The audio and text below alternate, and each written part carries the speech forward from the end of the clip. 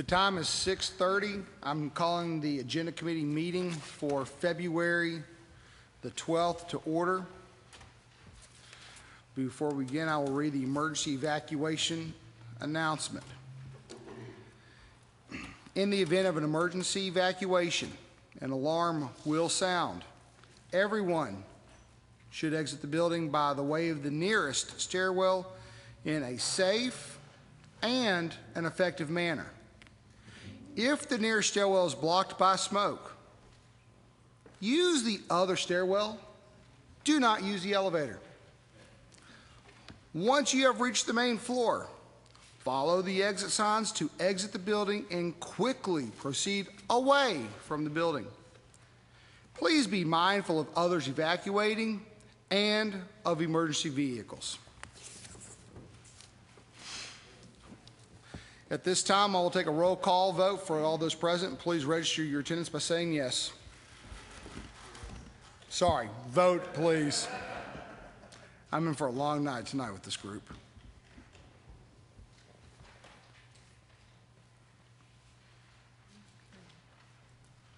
You have 20 present and 1 absent. You have a quorum. Thank you very much. Commissioner Melton has had surgery recently and was unable to attend this evening because he is at home recuperating. At this time, I will take public input of items on the agenda. Ms. King, anybody else willing to speak to items on the agenda? See no other hands. Ms. King, come on forward, please.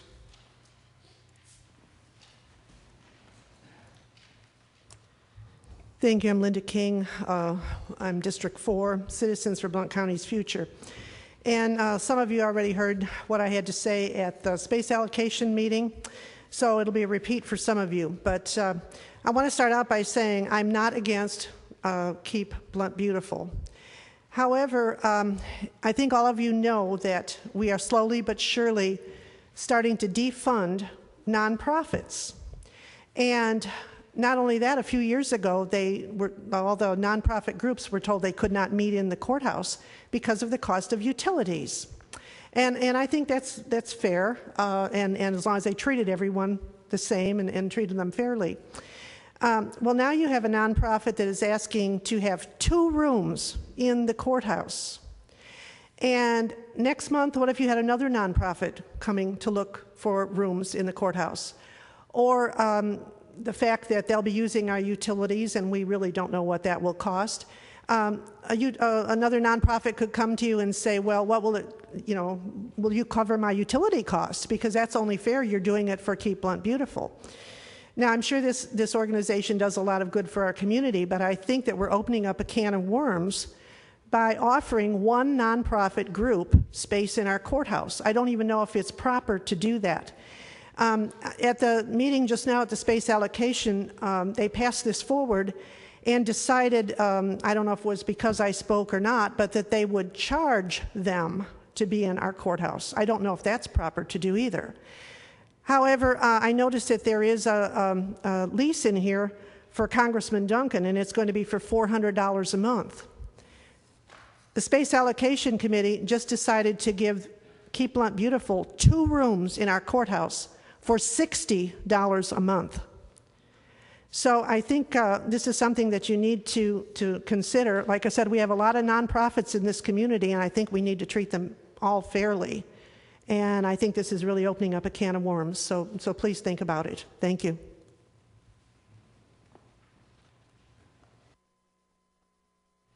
Anybody else willing to speak to items on the agenda?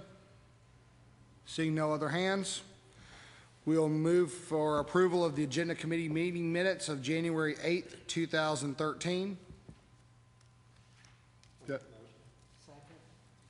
Motion made by Mr. Carver, second by Ms. Lambert. Do we have any discussion?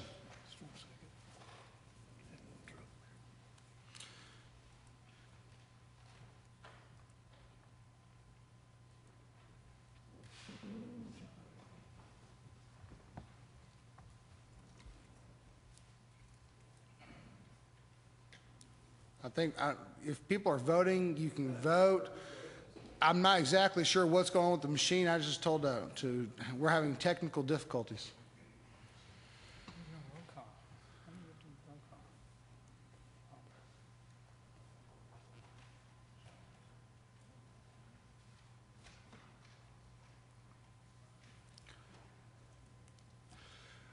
While they work out these technical issues, there's no discussion.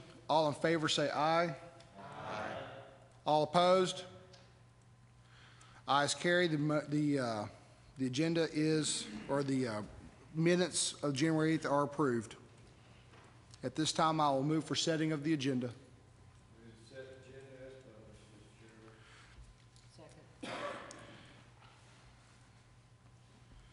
I'm making some notes here to help Mr. Herron as we finish this up. Motion was made by Mr. Moon, seconded by Ms. Lambert. Any discussion on the agenda set? Seeing no lights, we are back up. Please register your vote.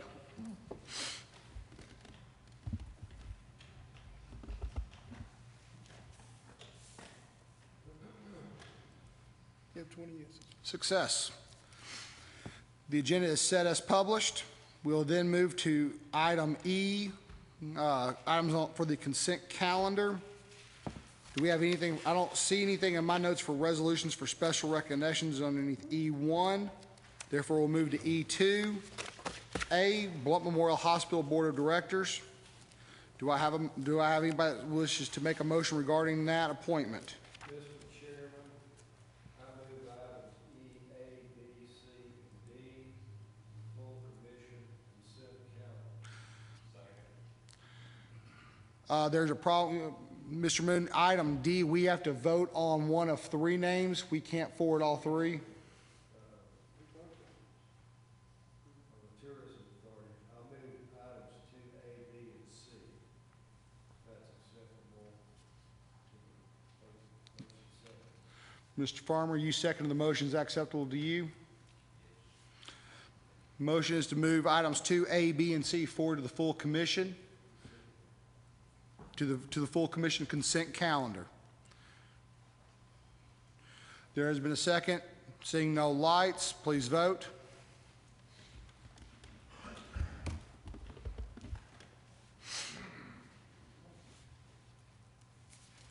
You have 20 yeses. At this time, we are the item E2D. We are the nominating committee as well.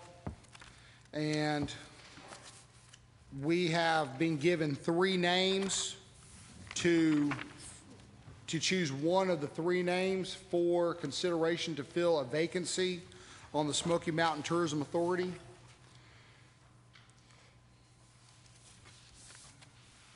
I need a motion to open up this item for agenda, but or open up this this item for discussion. Motion to forward one of the three names to the full commission for approval. Thank you, Mr. Farmer. Second by Mr. Moon. The three names that were forwarded to us by the Smoky Mountain Tourism Authority were Boyce Smith, Mary Beth West, and Scott Maddox. At this time, we're going to do a roll call vote after conferring. Take a vote on his motion. His motion was to. Oh, I'm sorry. Thank you, Mr. Clerk. I'm jumping ahead here. We need to vote on the motion to forward one of the three names forward. Any discussion? Seeing no discussion, please vote to forward one of the three names. We're not voting on the names. No, we're just voting on the motion to forward one of the three.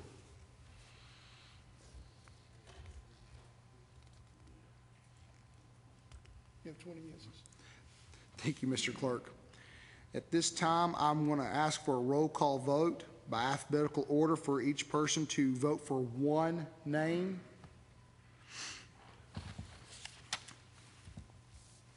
Actually, before we do that, do we have any discussion on any of the names? Would anybody like to discuss any of the names?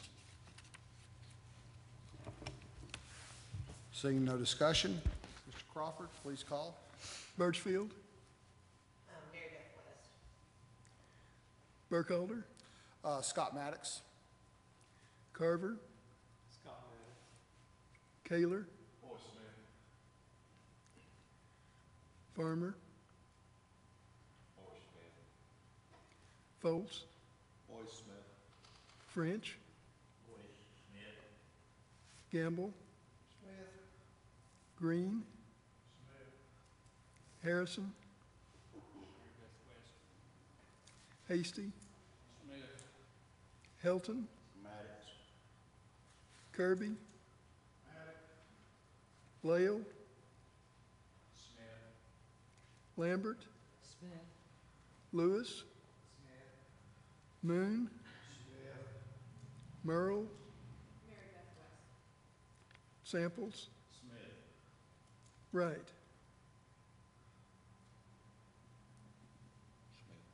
Smith.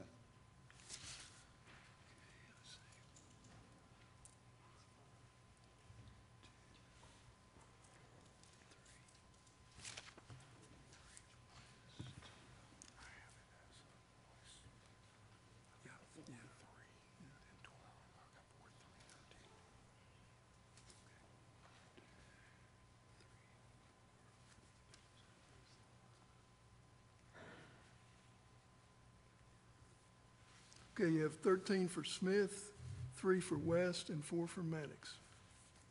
Thank you, Mr. Clerk. Based upon the vote, we will forward Mr. Boyce Smith's name forward to the full commission. That concludes items for consent calendar. I will now move on to items F1, unfinished business.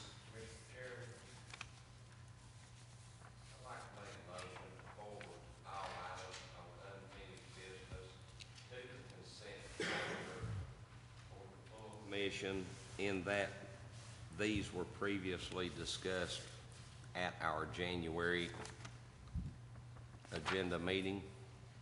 Second the motion. We have a motion made by Mr. Farmer, seconded by Mr. Moon, and the motion is to move items F1, F2, F3, and F4 in their totality to the consent calendar for the full commission meeting. Is that correct, Mr. Farmer? Yes, sir. Thank you. Any discussion? Mr. Fultz, you're recognized. I guess I have no problem with forwarding them all to the commission meeting, but putting them on the consent calendar is kind of a big leap here. I object to that.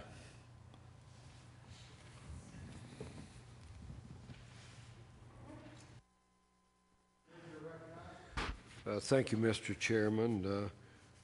The member that has an issue, we've got these on the floor, and any and all of them, let's go ahead and go through and discuss any of those that we'd like to take up and use this as a work session, and we'd be willing to amend that motion. I think the motion maker would consider that.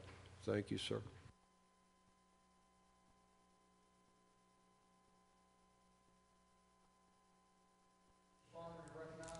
Yes, sir. If someone requests that something be removed from the consent agenda, then let's take it up. If you know that's the case, I have no problem with that. I'm just trying to get them moved on.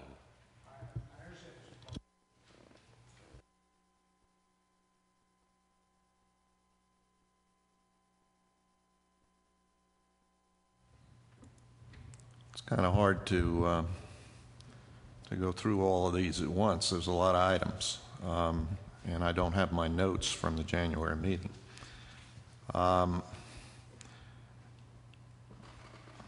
With the proviso that at the commission meeting we can remove items from the consent calendar, I'd say, okay, let's go ahead. Mr. Moon, you're recognized. As the members all know, any item on the consent calendar could be removed by request of any commissioner. So that's our local rule, and I'm sure we'll follow the local rule we always have. The chair will definitely entertain that. Thank you, Mr. Moon.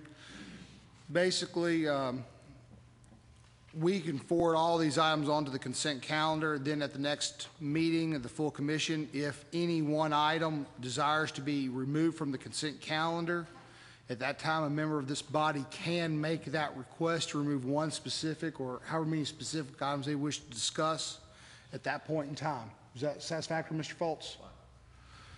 Therefore, seeing no other discussion, please vote.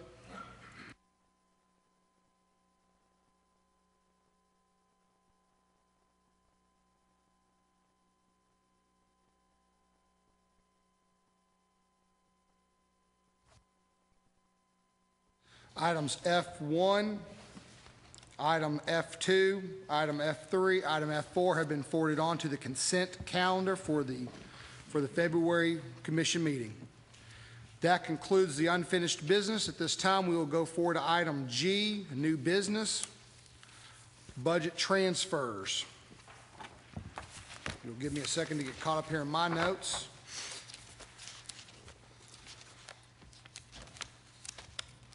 I believe there are 5 budget transfers in the packet. Is that correct, Mr. Vineyard? Yes.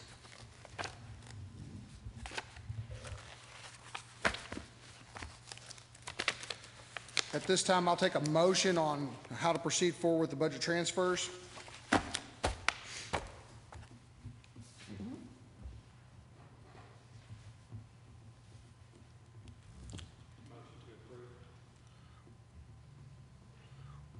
Mr. Carver, which item?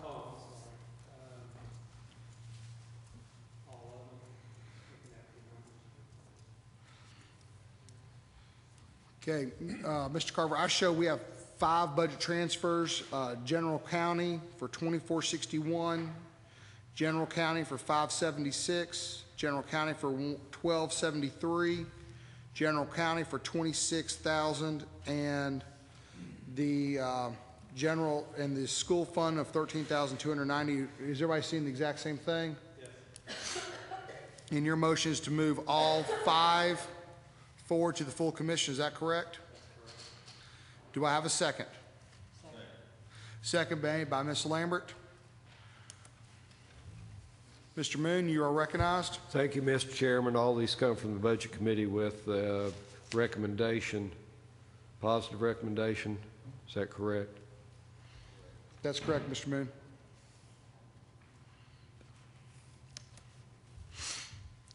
Any other discussion on these items? Seeing no lights, please vote to forward all 5 items underneath the budget transfers to the full commission. You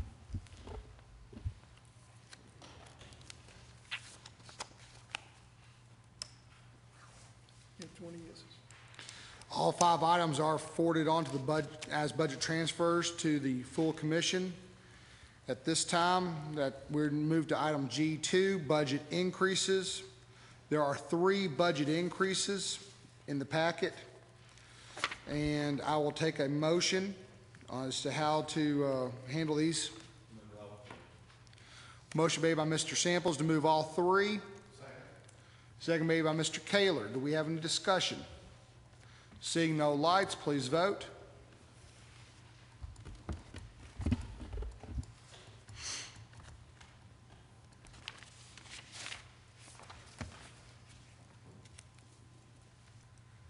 You have 20 yeses.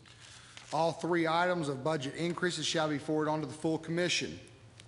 At this time, we are at item G3, other budget items. I have 4 items. The first one that I have is Blount County Highway Department authorization to apply for a grant. I'll entertain a motion.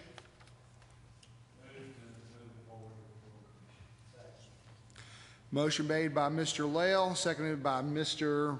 Lewis. Is there any discussion regarding this? Yes, sir, Mr. Moon. Hold on a second. Let me get your microphone turned on. You're recognized, Mr. Would it be Moon. appropriate that we recognize Bill Dunlap to give us some background on this issue? Very well. Is Mr. Dunlap here?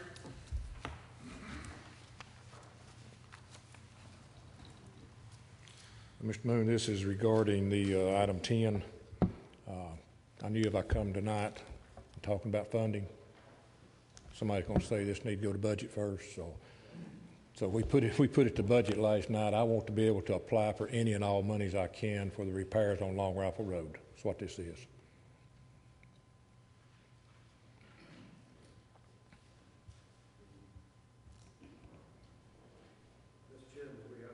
packet number of photographs. I've looked over them. This, I understand, correct me if I'm wrong, Mr. Chairman, that this road is on the road list, the official road list. Yes, sir, it is. Yes, it is.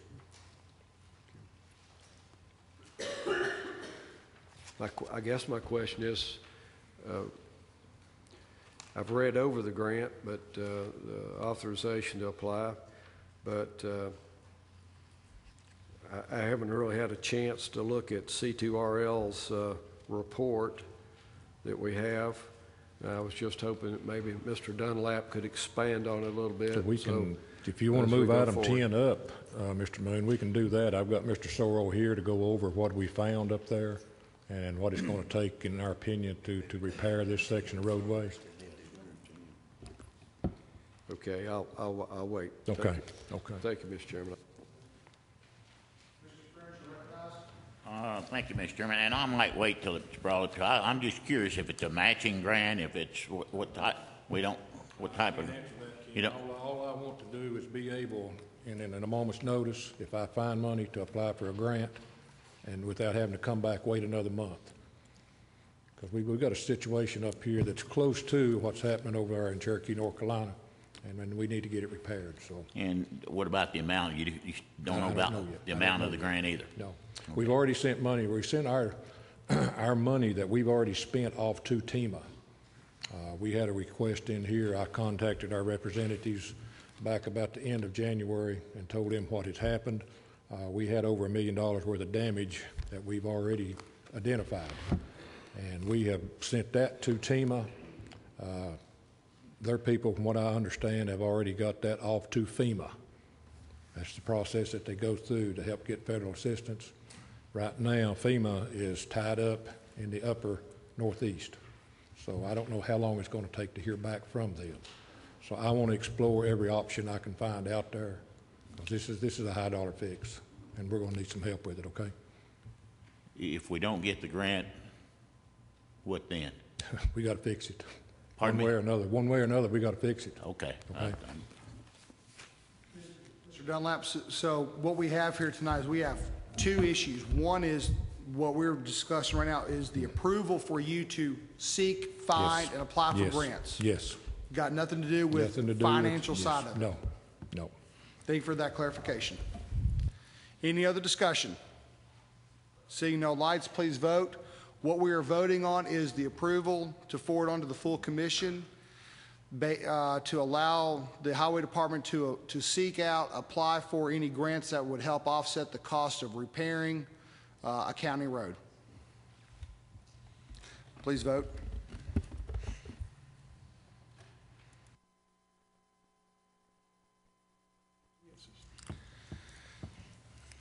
That item passes and it shall be forwarded on to the full commission. The next item that I have is records management, consideration of a state and national archival partnership grant for $5,000. I'll take a motion. Motion made by Mr. French, second by Mr. Kirby. Any discussion? Seeing no discussion, please vote.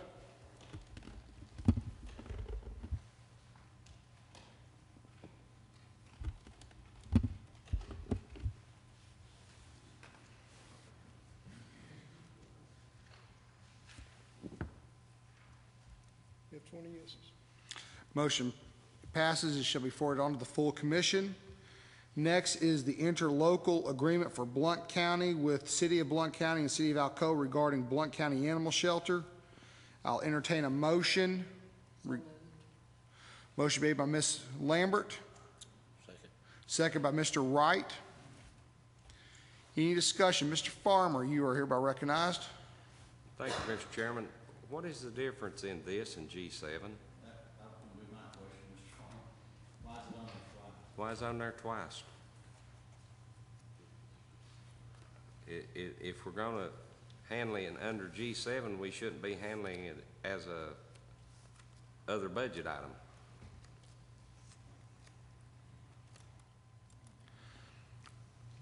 Mr. Farmer, I personally, I agree with you. It came out of the budget committee as other items, so automatically got put on the agenda as another item. At this time, do y'all want to consider it right now, or do y'all want to wait until G7? I'm just curious why the same thing. I guess they wanted to make sure it got on tonight's agenda.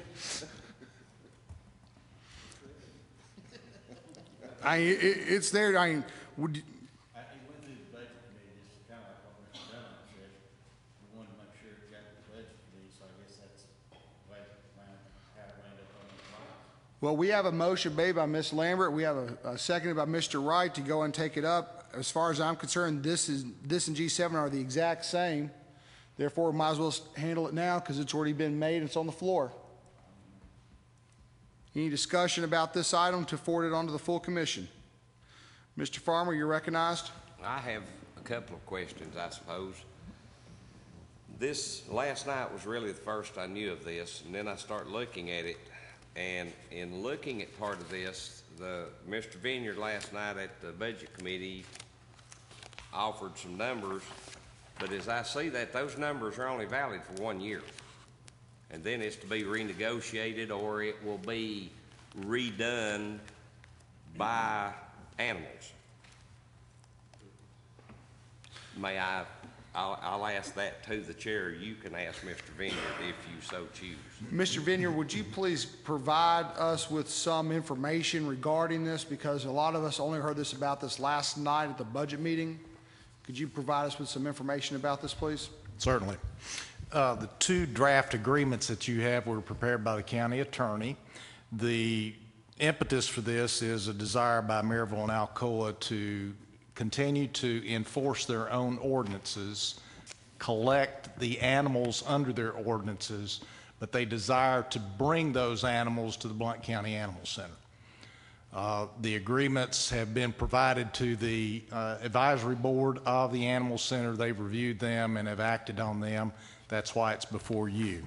You have a sheet in front of you called Blount County Animal Shelter Annualized Revenue. That's to be the column that's entitled Annual Operation Costs. Those estimates were provided to us by the Animal Center representative based on their estimates of volumes in each of these jurisdictions. We didn't have any input into that. That's what they've told us they expected a pro rata share of costs to be. These would be in addition to the current operating budget. So one way to look at this would be possible revenue streams for these jurisdictions if they were to enter into agreements with Blount County. Both cities have looked at the drafts. I still have 2 or 3 minor points, such as the annual capital allocation. We were asked, could you provide us an estimate of monies that we could pay so that we could have money in the till to be able to provide for equipment replacement if those were to arise. The addendum to the agreement specifies, as Mr. Farmer pointed out, it specifies that these are to be renewed every year, and it's based on budgetary constraints. And the two cities didn't want to get hit with a separate bill, if you will, for capital replacement. They wanted to pay that as a part of their annual agreement. The draft agreement specifies that it would be terminated at June 30. That date obviously has to change. We've been trying to work on this for several months now, and if you were to approve these at a later date, it would be subject to updating the date on there and refining the numbers based on what both parties agreed to. Thank you, Mr. Vineyard. Mr. Farmer, you are number 1 in line. You have the floor, sir. Okay, a couple of items on this.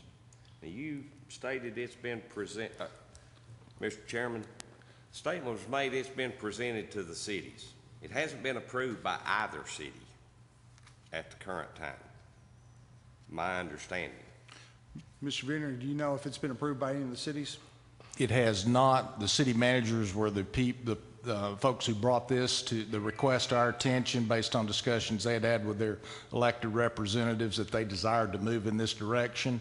the feeling was if the Blount County was not willing to accept this agreement, then there was no point on their part to proceed with their legislative bodies. Okay, thank you.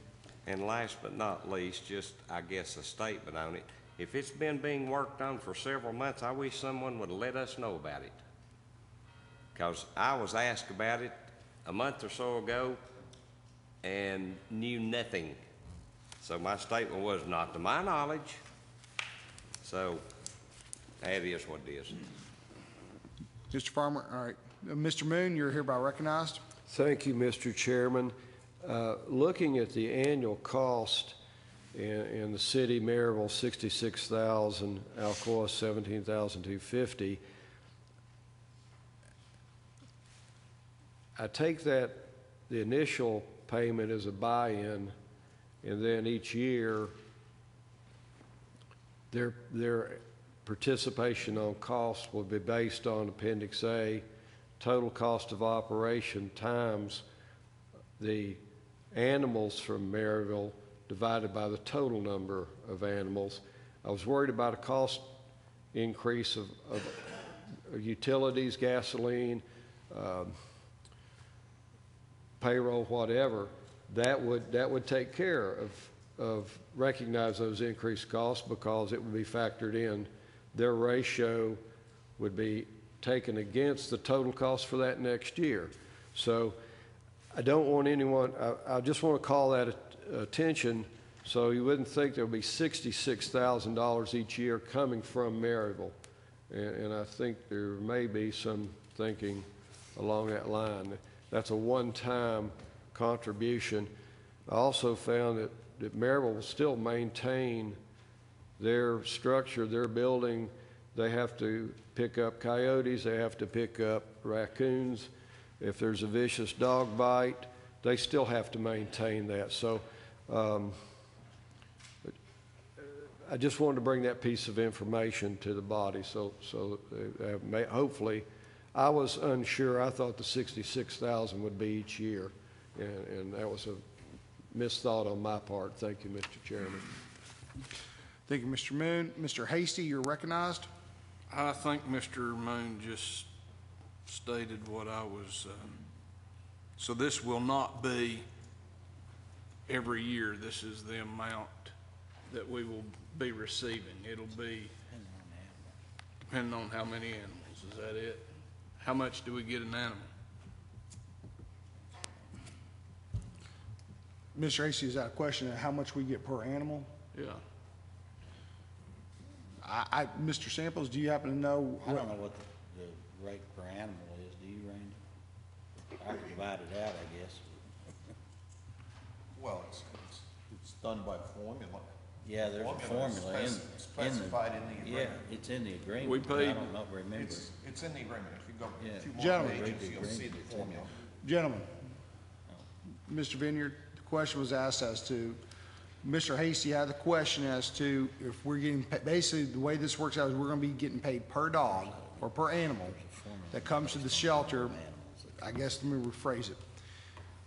Is the way the formula is set up, we take what we allocate out of our budget to operate the shelter, we divide that number by the total number of animals served during the year, and then multiply that out by each city's animals to come up with how much they're going to pay us in the future?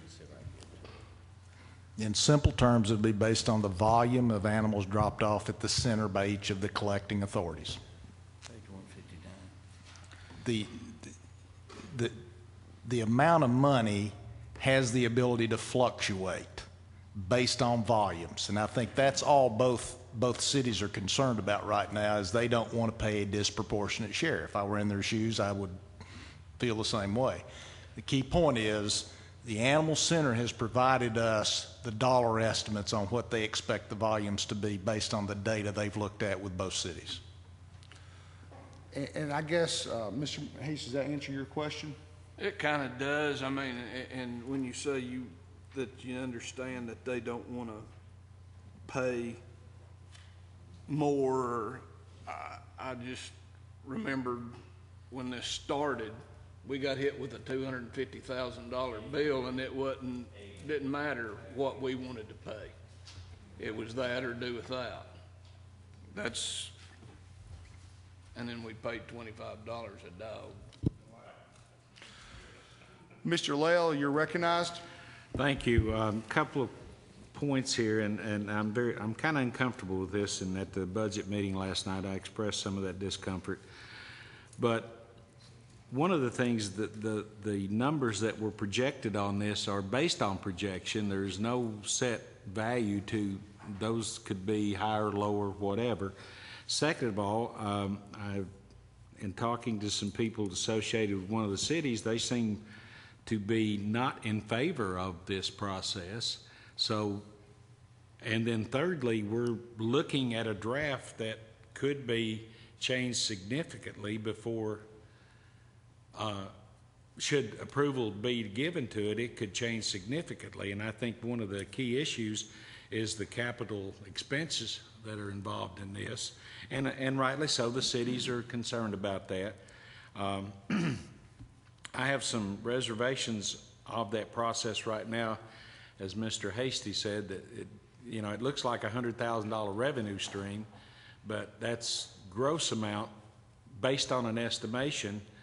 And should that estimation fall short, you still got the cost of maintaining those animals during the time that they are there, and so you're actually not having a revenue source of $100,000. It may be more equated to $10,000 or $15,000 if you look at the net after the cost. So I have some reservations on this process, and also, and I stated this last night, should both cities go out of the business all at once, then that would sort of put us in the process of having to absorb all of it, and we've absorbed quite a bit along as we've gone. It's not that I'm against whatever, but I'm telling you, this is not specific enough that I could go along with it at this point, because I feel like it leaves us open to more financial responsibility and burden on down the road. Thank you. Mr. Harrison, you're recognized. Yes. I was just thinking back to like what Mr. Hasty was saying. When we was put into this position, it was fixing to go from 140 to 280 or something like that, and then we had to build the animal shelter. So I think we need to look back at our minutes and see, what we was fixing to get charged by the city of Maryville before we had to build our animal shelter and go to that expense to fairly get this expense settled down so that it could all be agreeable somehow.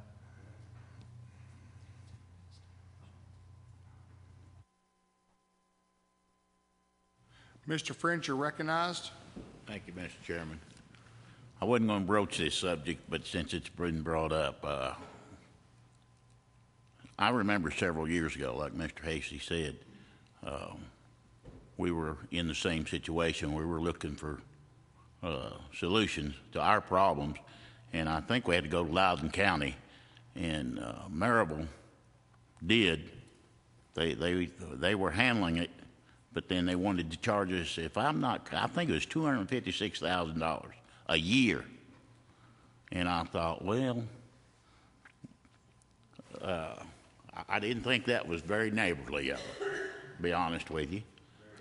However, and I feel like this could be a good revenue stream for us if approached properly, but I also want you to look forward maybe 2 or 3 items down the list. We're looking at trying to do something about the recycling problem we have.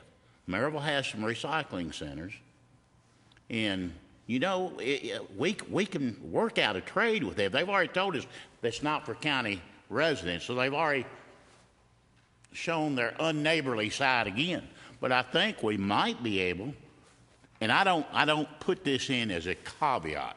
I'm just saying, look down the list if you take, and maybe we can get them to help us with our recycling problems, and we can work together there also. I'm asking you to look at that while we look at this, so we can be neighborly toward one another in both cases. Mr. Hasty, you're recognized for the second time. Yes, this item, I guess maybe I might have been a little harsh with what I said, but at the same time, I think this is something that would benefit all of Blount County and the cities. But my fear is, once we start something, then we will hire the people. We have benefits, insurance, all the utilities, all that, and then we're left holding I think it ought to be something more concrete, that a fee that they're willing to pay. Or I can agree with Mr. French, the recycling issue is something coming up.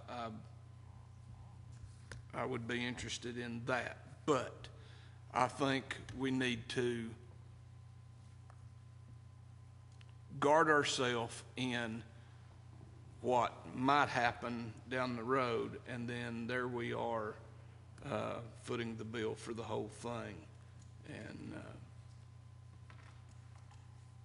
that's not how we had our agreement prior to our animal center. I've been out there. I've used the facility. Had an adoption, great facility. But I see this as something that, while it seems positive on the surface right now, could be a negative down the road. And I just ask that we use caution in what we do here. Mr. Moon, you're recognized. Respectful Mr. Chairman, I think some other members, I've spoken before, there may be other members who desire to speak. Mr. Chairman, thank you. Would you ask Mr. Vineyard to clarify that the county will not be hiring any new employees? The city will be paying their personnel, and all we will be doing is accepting their animals.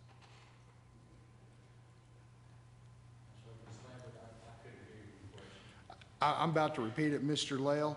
Mr. Vineyard, Ms. Lambert has asked a question that this agreement does not foresee the hiring of additional county employees to fulfill this agreement. Is that a correct characterization of your question?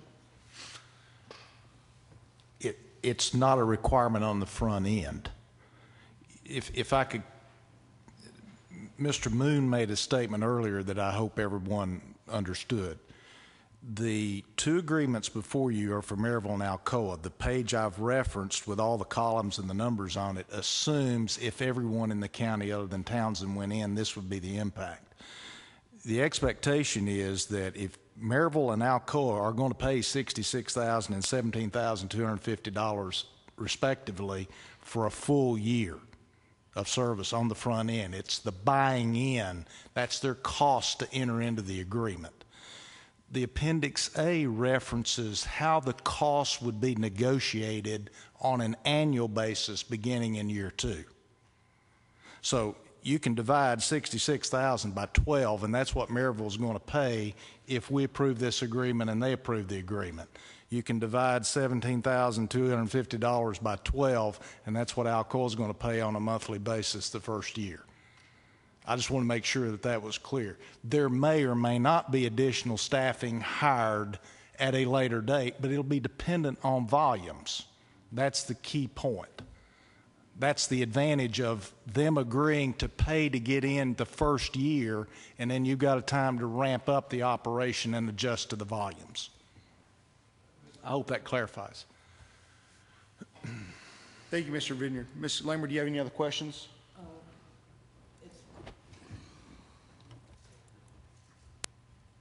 It's my understanding that Maryville and Alcoa are paying their own officers and maintaining their own vehicles. It will just be a drop-off. And then we charge, I don't know what per animal, I don't think that's, I'm not sure what the formula is on that. But up front, it's going to be a stream of revenue for us into a facility that is probably the most outstanding facility in the state of Tennessee. Do you want me to get started on that? You have the floor. You have the floor, Ms. Lambert. You can say whatever you want to. You have the floor. Well, where's the Bible? I'll start reading. This is a center that many of us have worked very, very hard. I've even been out on animal calls, believe it or not, because of circumstances. But we only have really 1.5 animal control officers. Chubby, who's one of the animal control people, also is the operations director at the center, so he spends time there. Chubby doesn't have a day less than 12 or 14 hours. Jeff doesn't either. They're on call all during the night. Now, if we get a call from the city of Maryville or Alcoa, then it'll be their responsibility to go out and pick these animals up and bring them to the center. This is a win-win situation for us. It is a stream of revenue. Plus, the private grants that we've been getting for this center based on the care and the facility and our number of rescues and our low kill number, which is less than 10%. Most shelters are at least 70%. But we've got a tremendous organization going. If we could have this extra stream of revenue, it would certainly be beneficial. Thank you. Thank you, Ms. Lambert. Mr. Lewis, you have the floor. You're recognized. Yes, I just want to clarify on the income stream. All things being equal, given no change in the numbers from what has been projected, Maryville next year would pay $66,000, as well as Alcoa would pay $17,200. All these figures would remain the same given the numbers that we forecasted remain the same. Is that correct? Yes. And their prorated share of capital. Okay. Would be in addition to that.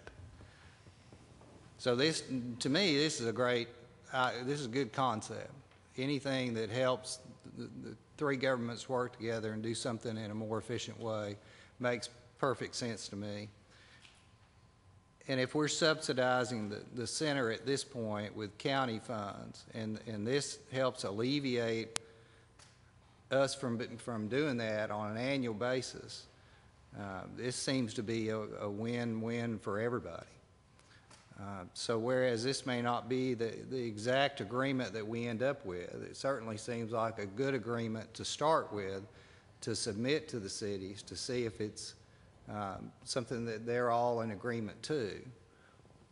The concept in general seems like, why would we not do something like this? Especially if it decreases our cost and helps the three governments in the process. Thank you. Thank you, Mr. Lewis. Mr. Samples, you're recognized. Thank you.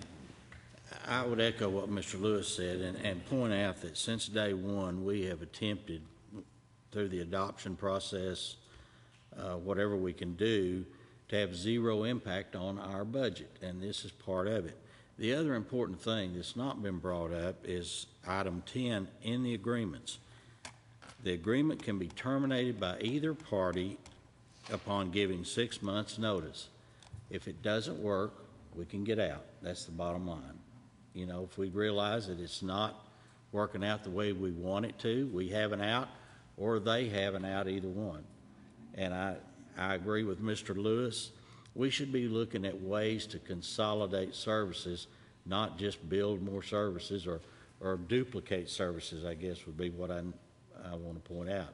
This is a way to consolidate services and all the taxpayers win. Thank you. Thank you, Mr. Samples. Mr. Kirby, you're recognized. Thank you, Mr. Chairman. $98,250 at the bottom of Fransville, Louisville, and the whole band, right? Randy,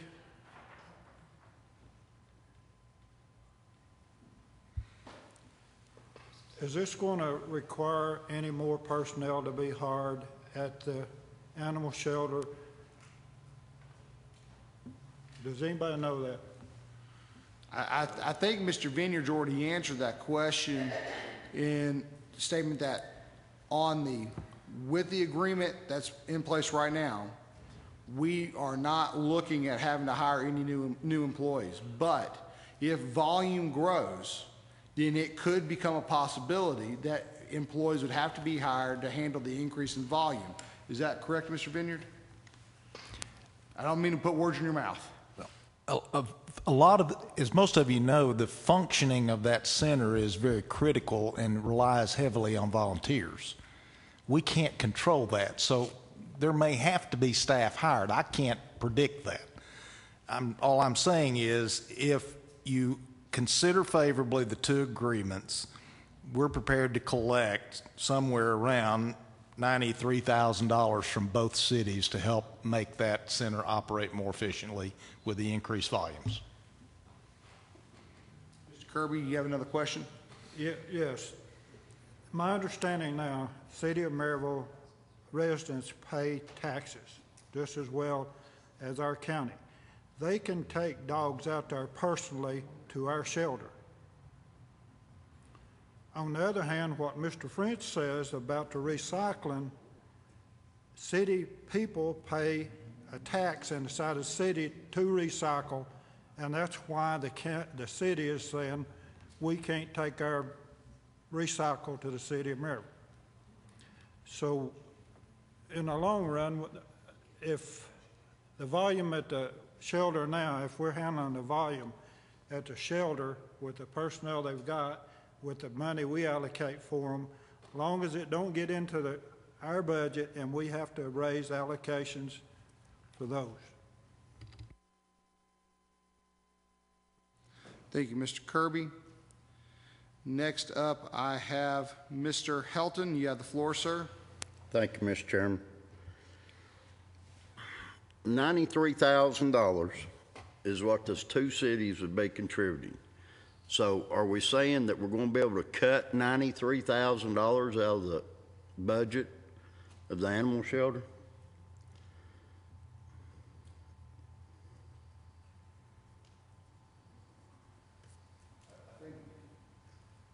Mr. Helton, is that a question? I'm just making the statement. Oh, okay. Well, it was a statement, it wasn't a question. So, Mr. Helton, you saw the floor. That's all, Mr. Chairman. Thank you, Mr. Helton. Mr. Harrison, you are recognized. Yes, thank you. I agree that, you know, we need to work together for the taxpayers and everything, but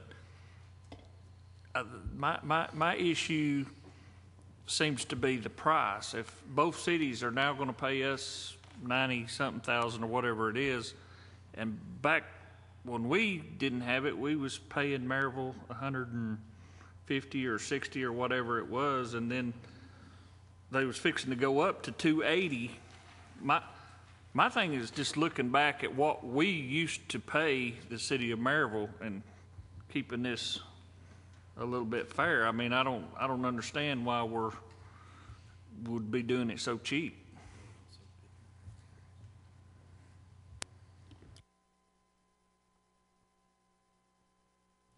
Just as a point of information, and before I go on to the next people, I seem to hear a lot tonight focused on relationship with the city of Maryville. There are two contracts here. If this body wants to divide the question, to divide them between city of Maryville and city of Alcoa, you have that option. Mr. Carver, you are hereby recognized. An answer to Mr. Kirby on accepting City of Maryville animals, that's not being done. They do verify their residence by their license, so we're only accepting county animals at this time. So if somebody with the City of Maryville was to bring them in, they're not taken in. So you asked. I lived in the City of Maryville. If I want to take my dog out there or a dog come to my house, I would take it to the animal shelter. But we're not accepting them. Is that correct? He's a county citizen, we take his animal. Mi- You're talking about living in Louisville? Ms. Lambert. In Louisville or? Mr. Kirby. Mr. No. Carver. I know Ms. Lambert's extremely passionate about her dogs, and I can completely understand that. Mr. Carver, was your question? No, my understanding was that we don't accept the city of Maryville animals. Okay, so that's your statement. Yes, and I was just trying to answer to Mr. Kirby, is my Okay. understanding. Did you just call for the question, Mr. Carver? Second. We have a call for the previous question. We have a second. Second. We have a motion made by Mr. Carver for call of the previous question, a second by Ms. Lambert. All in favor, say aye. Aye. All opposed?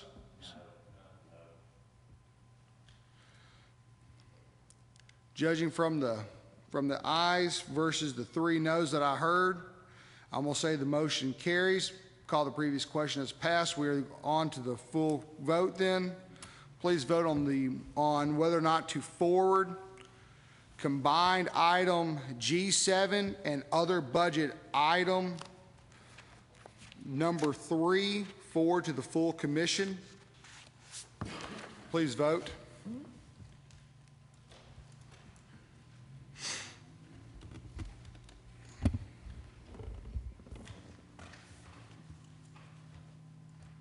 Yeah, 13 yeses, 5 nays. The motion shall be forwarded on to the full commission. One abstain. One abstain. Motion passes. It shall be forwarded on to the full commission. Yes.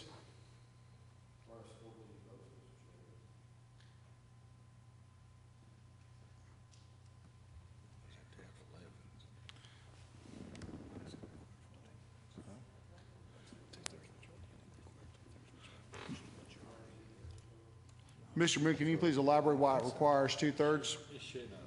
I don't think so. It shouldn't require 2/3. Well, this came up This as is a called budget for item. Previous question. No, we already voted. I'm sorry. Excuse me. Excuse me. Excuse me. Okay.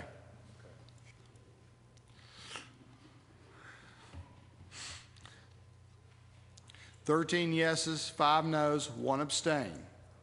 Majority to forward this on to the full commission. I declare it having passed. It shall be forwarded on to the full commission as requiring only a majority vote of this body. I'm going to request that it go on as new business outside of other budget items to have its own independent item, Ms. Pitts, at the full commission hearing, but not to be part of the other budget items. At this time, we still have other budget items, if I'm not mistaken. I gotta go back to my paperwork.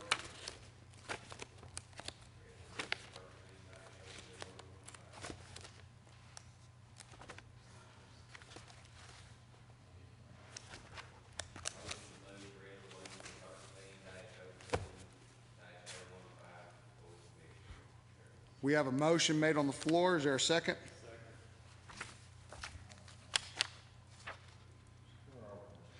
Where we are is there is a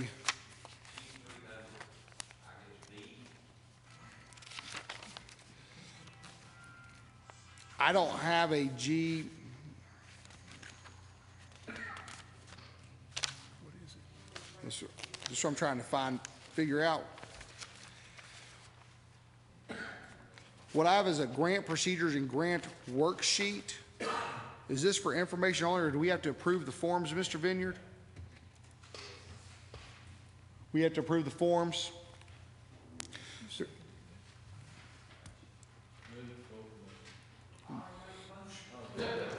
Mr. Farmer made the motion. Mr. Samples, you can second it.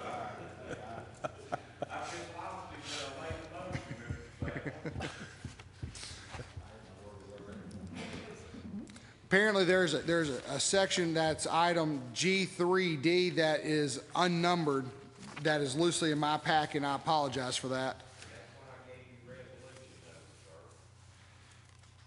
But once I dig deeper into the pile of papers that I've got here, I find the resolution number. The motion is to move resolution number 1302015, a resolution to implement grant procedures and worksheet. It should be in your packet. There's a motion made by Mr. Farmer, seconded by Mr. Samples. Is there any discussion on this? Mr. Fultz, you're hereby recognized.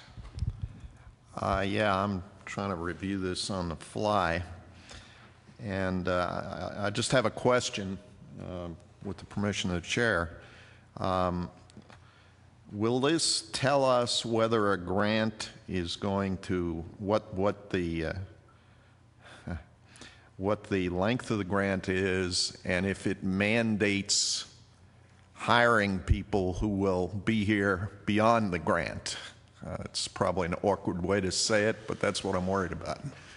I think our grant procedure ought to highlight that, if that's the case.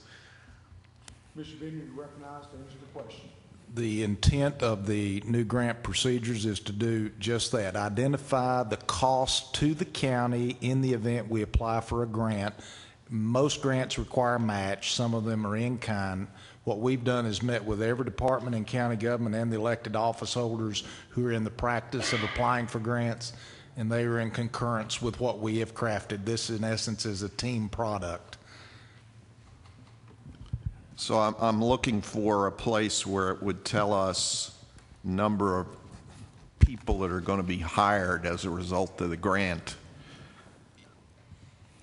You will not know that until we get the grant application itself. This just is to standardize everything and make it flow so that when you get the information, you got it in a standard format. Sometimes you don't know that when they apply for the grants. We will know that prior to you approving a grant. Okay. Okay. Thank you, Mr. Vineyard. Mr. Fultz, does that clarify That's fine. your question? Yep.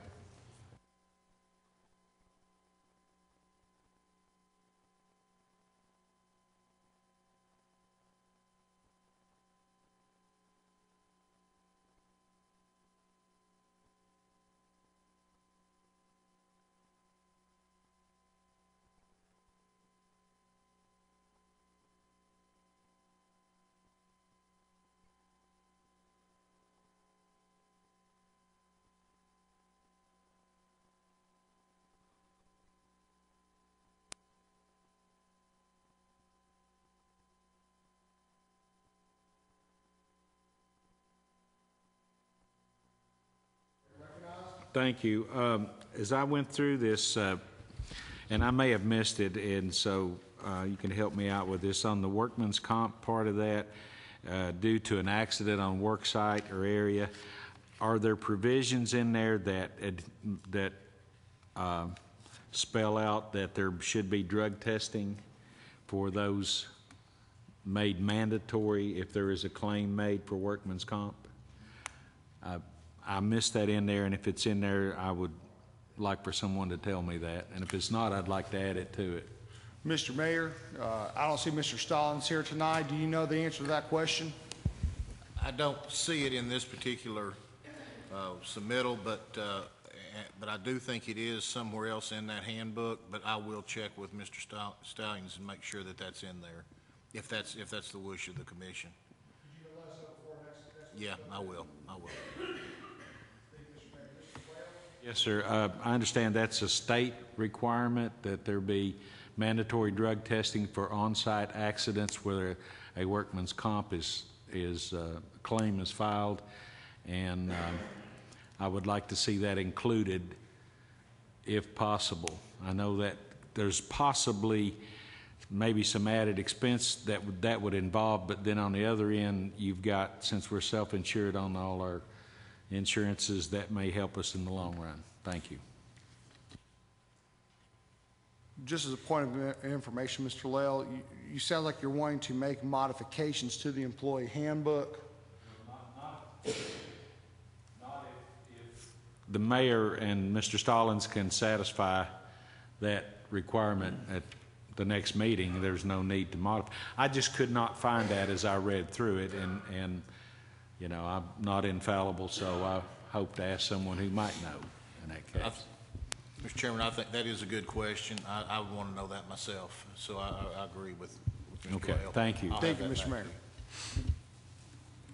Mr. Fultz, you're recognized. Thank you, Mr. Chairman. Overall, this seems to be a good document. There are a few questions, however, that might benefit from discussion before the commission meeting. I'll just refer everybody to page 6 of the handbook. There's a paragraph titled Disclosure of Personal Interest in Non-Voting Matters, and it refers to an attached disclosure form, but there appears to be no such form attached to the document that we've been given. And so that omission, I think we should have corrected. I would also like to confirm, and I'll just ask the question, that copies of these forms will be made available to the public and to the members of the press. That's not clear from what's in there. Can I get an answer to that question, Mr. Chairman? And then I have some more. Mr. Mayor, do you think you can answer Mr. Fultz's question? Yes. There again, I know it's not in this submittal, but I know there is disclosure forms that we do fill out, or that you're asked to fill out. It doesn't reference them in here. I'll find out exactly where that's at. And as it with anything else, they're available to the public. Okay, that's good. Thank you, Mr. Mayor. Also on page 6, the paragraph titled Ethics Complaints describes a process where an ethics complaint is submitted. An attorney hired by the county then prepares a response. I just want to also confirm that those records will be available to the public and the press. Mr. Mayor, do you care to weigh in on that question that Mr. Fultz has just asked? Once again, any of that information that's requested by the public is readily available. I know it doesn't reference that in here. I will get with Mr. Stallions and see to make sure that is incorporated in the handbook. Thank you. That would be good. Moving on to page 9. There's a section called titled Employment Terms, which is very confusing, and let me just tell you why. It defines a full-time employee as one who works 37 and a half hours per week. It defines a part-time employee as one who works less than 29 hours a week. But it says nothing about the status of someone who works between 29 and 37 and a half. I mean, it's a huge point of confusion if you read that. What are you if you work 32 hours a week? Is that a question, Mr. Fultz? Yeah, it's a point of confusion that I think ought to be clarified in the document. Mr. Mayor, do you have any? I'll find out. Go ahead. Mr. Vineyard? Typically, that distinction is for the purpose of determining who is eligible for employee benefits and who is not. If you're a part-time regular employee working less, 29 hours or less, you're not eligible for benefits. Anything above that, you would be eligible for benefits. You're eligible for full benefits, is my understanding, if you're classified as a full-time regular employee, and it would be pro rata. Let me stop you there, because there's a separate section on benefits that says exactly what you said, okay? But this is in a different part of the document, and I think just if somebody just sat down and added a sentence or two, you could clean it up. It's hugely confusing as if you read it as it's written. It will lead to a situation where somebody who works 32 hours a week, we can't say whether they're full-time or part-time because it's in the definitions section of the document. Mr. Fultz, you have another question? Yes, I do. Page 10, there's a paragraph titled Severance that seems to open a can of worms, frankly. I'll quote it. It says, quote, "An employee may receive a severance package due to involuntary termination upon approval of the elected official or department," unquote. My first question is, why are we putting this in the employee handbook? Mr. Mayor, Mr. Vinnie, neither one of y'all will answer that question. There have been, my understanding from discussion with my staff, there have been employees in the past who have received severance arrangements as part of their separation, and you're not authorized to do them if it's not permitted in your handbook. Well, maybe that provision has been there, is my understanding. Maybe past commissions meant that it shouldn't be done. Let me go in and let me go on, because let me just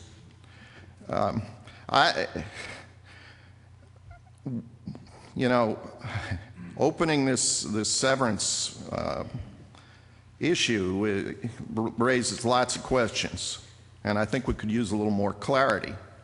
For example, this opens the door for a severance package even when someone is fired for cause, the way it's written, because it makes no limit. And I don't want to be giving severance packages to people that are fired for cause. The second thing it does is open the possibility, and we had something near this with the assessor situation.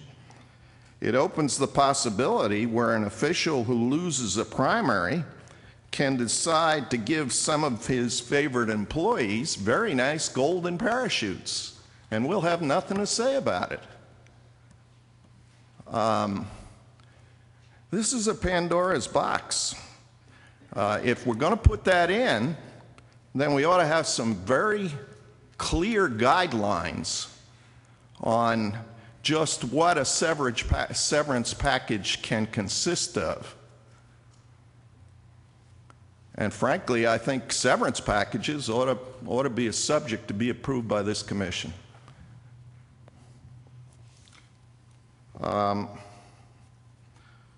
Okay, and with the forbearance of the chair, I have one more. What's your next question, Mr. Fultz? On page 14, the top paragraph describes the procedure for granting of bonuses, but this is page 14, top paragraph. And it describes the procedure for granting bonuses, but there's no requirement that the reasons for the granting of the bonus be put in writing and be entered in the employee's personnel file. Now, if someone has done something good enough to earn a bonus, it should be part of the standard procedure that the manager or official writes down what this employee did to earn that bonus, and I mean, it's a morale thing for the employee as well. And it should be mandatory that it go into the employee's personnel file. I mean, all kinds of negative things, there's requirements that they go into the personnel file. If an employee does something that's outstanding, that ought to be in the personnel file as well. And so I think we need some additional wording changes in that area as well. Thank you, Mr. Chairman. Thank you, Mr. Fultz. Ms. Merle, you're recognized tonight. Yes, I just wanted to say I had some of the same comments that Mr. Fultz did. One is on the severance. It's very subjective. It's wide open. It's just we're going to do severance. We need some guidelines. Do they have to be with us for a certain amount of time before they get a severance? Do they have to be laid off? We just need some guidelines. Same thing with bonuses. That's very subjective. and it leaves it wide open. It's good to give a bonus, but most people that work for the government are paid either a salary or they're paid by hour. They're not in sales. They don't usually get bonuses. They have other benefits that they get. In general, I'm not for bonuses unless it goes to all the departments, and we have not found that to be true. We have found that only certain departments are allowing bonuses, and that's unfair. Thank you.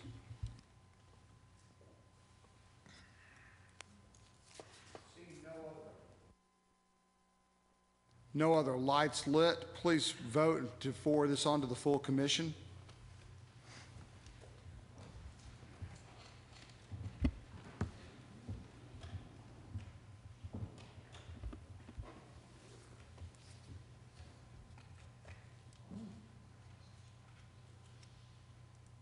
We have 14 yeses and 5 noes. Motion shall be forwarded on the employee.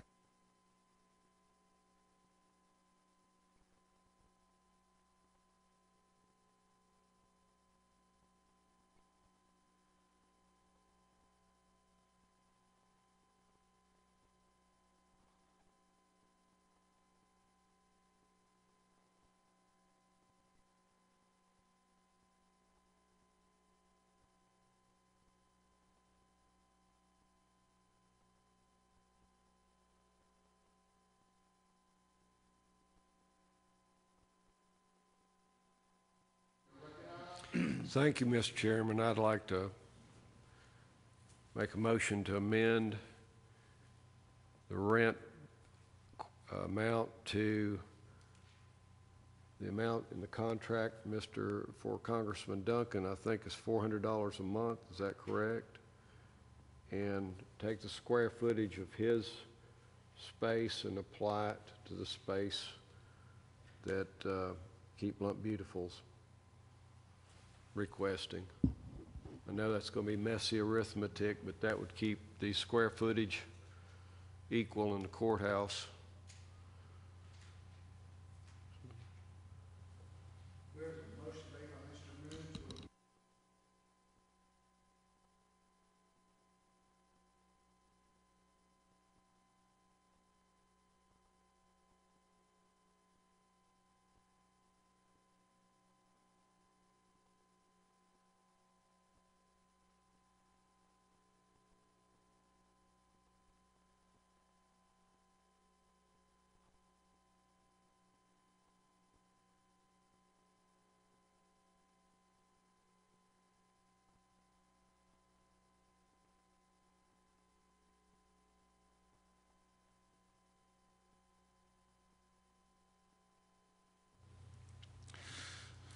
We have Mr. Lewis, you're recognized. Yes, Mr. Chairman. Do we have any other nonprofits that occupy any space in the courthouse?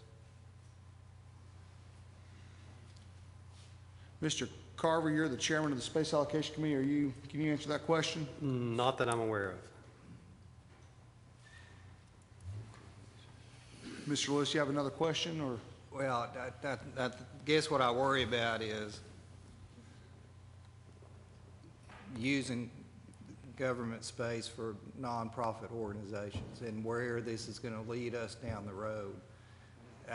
I certainly agree that all the nonprofits that are out there do a great job, and this is certainly not a statement against any nonprofit out there. But I do worry about our ability to be able to provide space to nonprofits, other nonprofits, should the space come available. And then all of a sudden we're looking for space for government entities inside the courthouse, and we can't utilize it because we've rented it out to other entities in the county. So that's my concern. It's not with Keep Blount Beautiful. It's with the concept in general. Thank you, Mr. Lewis. Mr. Samples, you're recognized. I agree with Mr. Lewis, and I have absolutely no problem with Keep Blount Beautiful or any of the other nonprofits. And I have more of a request from Chairman Carver's committee that they propose to us a policy regarding the rental of office space in this courthouse, whether it be involve nonprofits or other governmental agencies outside of Blount County. It is for the Blount County government. And we certainly have good reason to have the congressman here, but I would like to see some kind of policy from the committee recommended here that we can adopt regarding our office space here. And if we're going to do it, what is it per square foot, and who are we going to rent to? I make that form request of the committee. Mr. Samples, just so I can understand, as Mr. Carver, I'm sure, is taking notes, is it just for this physical building, or is it for any buildings underneath the Space Allocation Committee's purview? Any buildings under their purview. Thank you for that clarification. Did I understand that's a motion to refer back to the Space Allocation Committee policy? It wasn't made as a motion. It wasn't made that way. It was just made as a request. Mr.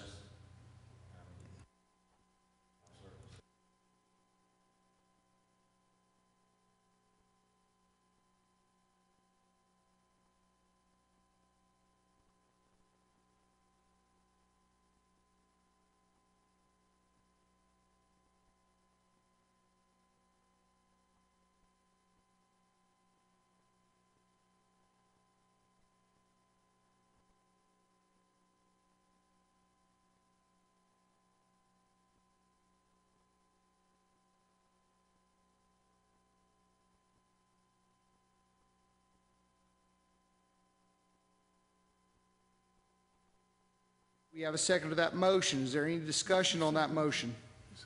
Mr. Samples seconded Mr. Lewis's motion to refer back to the Space Allocation Committee. Mr. Fultz, you're recognized to discuss on the referral back. It's a discussion right now. Thank you, Mr. Chairman.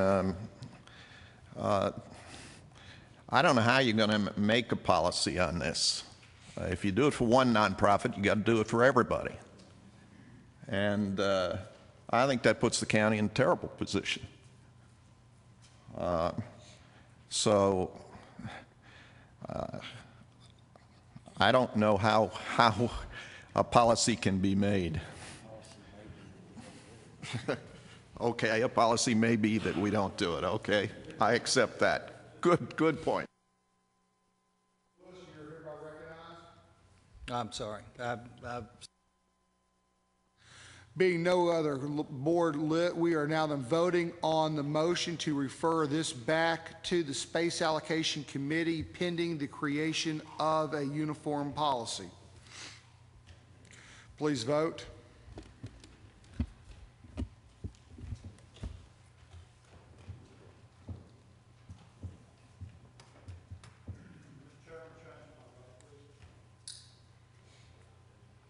Your vote hasn't been confirmed yet, Mr. Kirby. Still waiting for you to confirm it. Do you need to? We're going to cancel out your vote, then you can revote. Go ahead and revote.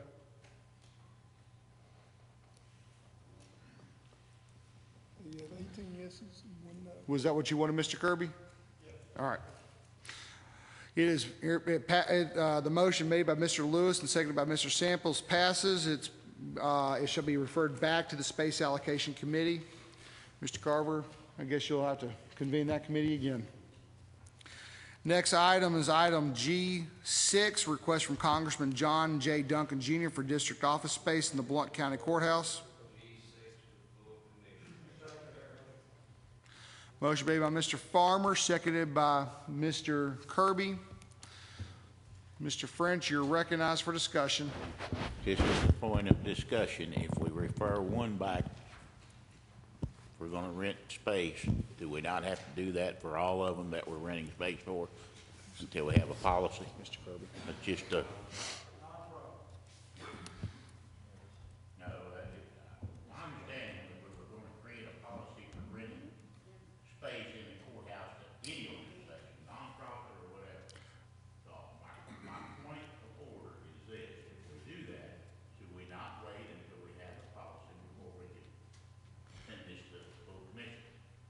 Mr. Samples, I'm going to recognize you because it was your original request that started this ball rolling, and I'll let you clarify. I tried to be clear that we accept governmental agencies. I thought I was clear when I said that, but maybe I wasn't.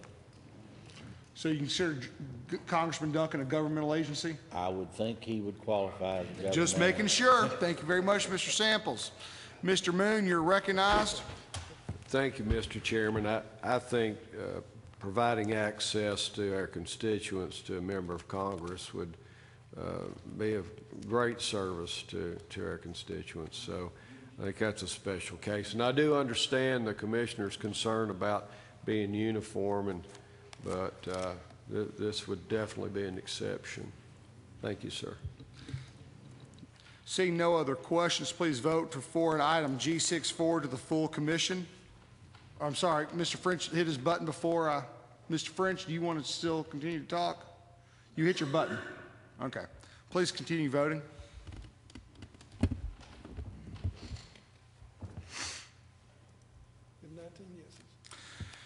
Congressman Duncan's lease agreement shall be forwarded on to the full commission for approval.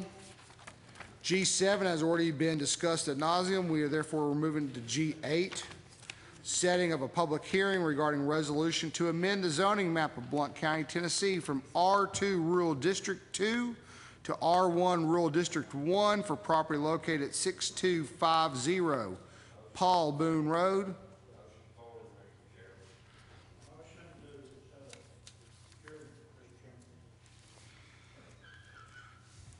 I have a motion to approve setting of a public hearing. The date that I've got next available will be March 21st at 7 a.m. 7 p.m. 6:45 prior to the 7 o'clock commission meeting. So what we have is we are going to set this for a 6:45 public hearing on March 21. Is that the motion that has been made by Mr. Farmer? Yes, sir. And seconded by Mr. Kirby? Mr. Moon, you're lit up. You have the floor, sir. Thank you, Mr. Chairman. That's a very unusual time, and I hope the commission will bear with us on it. We're going to be stacked up on some public hearings coming in March and April, and we just ask you to bear with us on it. I believe we can get this out of the way in 15 minutes and start our commission meeting on time. Thank you. Thank you, Mr. Moon. Seeing no other lights, please vote to forward this on to the full commission.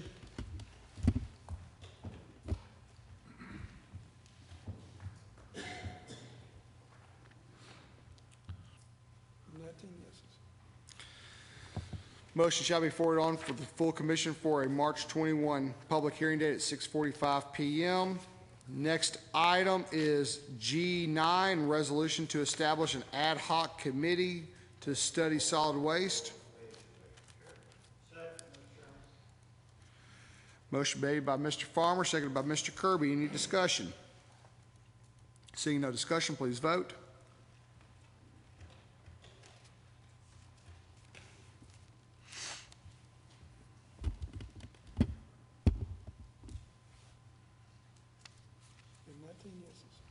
Motion shall be forwarded on to the full commission.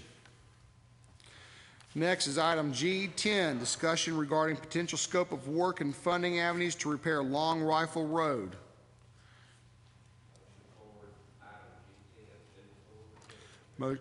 Motion made by Mr. Farmer, second by Mr. Lewis.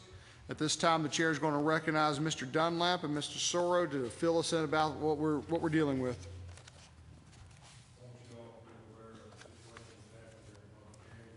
Let me get you turned on. I forgot to hit the button. Thank you, Mr. Chairman.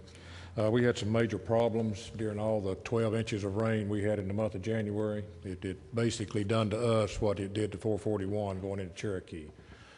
I have hired Mr. Sorrow as an engineering consultant to get us some figures and some potential repairs on this scope of work. It's going to have to be done on one of our county roads. So if you will bear with us a few minutes, we'll go over the pictures and the proposal that he's got in front of you. Chris, if you would, please.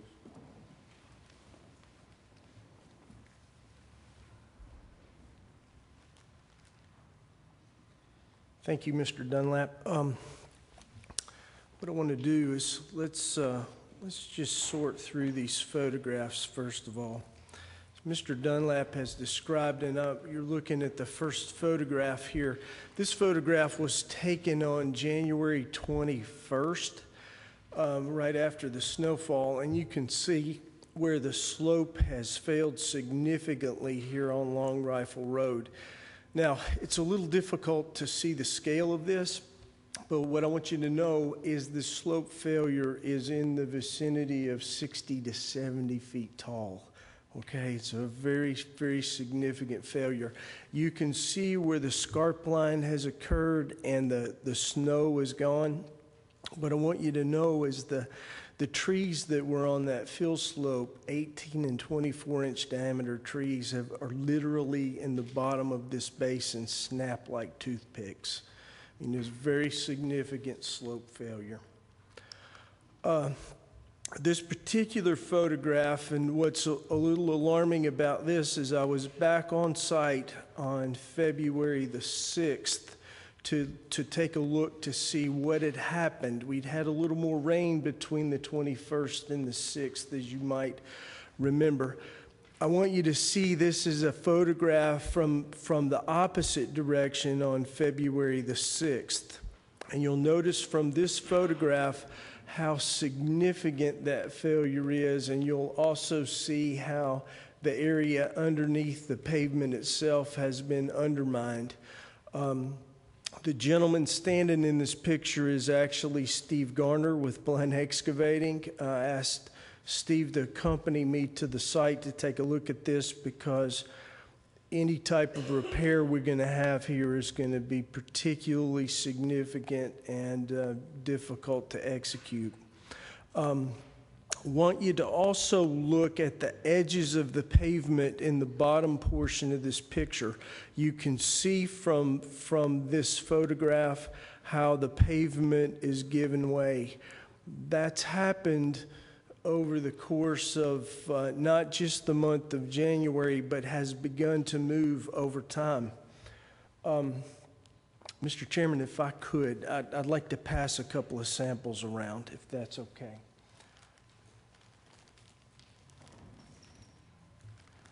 If you'll start.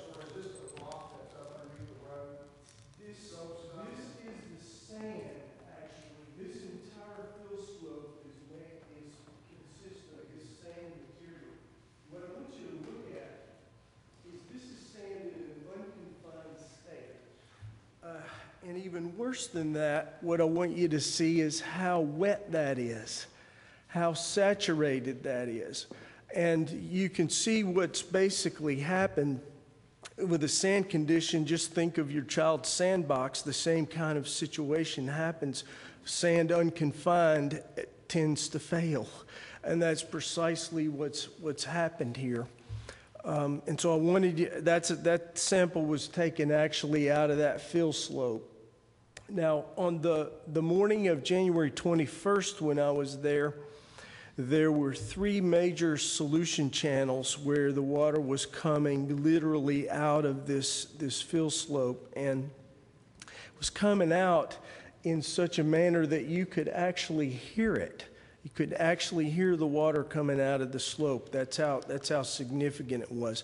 This photograph illustrates that. What I want you to see at the bottom of where the snow is here, you'll see the different channels that are coming down. That's the water that was coming out of this fill slope.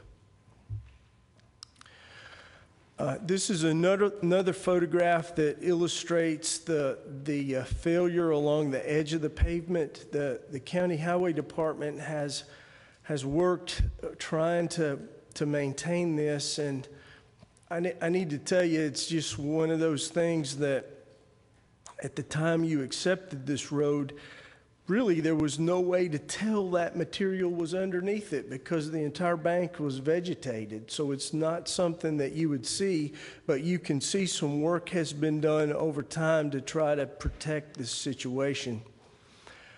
This is another photograph that shows the barrels and the flagging that is protecting this area. And this was taken on the 21st. By the time I was out there on February the 6th, even further barriers have been put in place. What I want you to see here is notice the curvature of the road and notice how the fill material and the base stone has basically subsided away from the road. Also, in this picture, you'll see a patch. Notice the asphalt patch. So you can see some work has been done in the past. This has been a problem that's sort of a chronic problem that's going to have to be addressed, and if it isn't addressed and that sand confined, it's going to continue to be a problem. This is a picture, again, the same situation back a little bit further, and you can see exactly where the area has subsided. Now, I want to go back. Let's go back a few photographs if I could do that.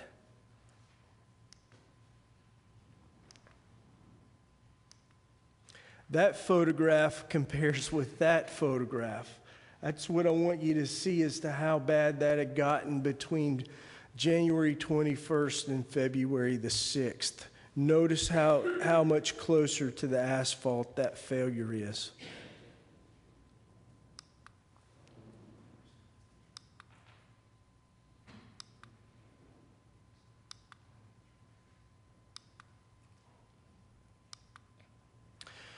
Now, this was also taken on the 21st, and you basically can see what about a 3-foot drop that's occurred at the edge of the pavement in that curve in the road. Now, what I want you to know is there's a residence. If you see where the car is parked there, up on the hill, there's a residence just above there with a driveway that heads up that hill.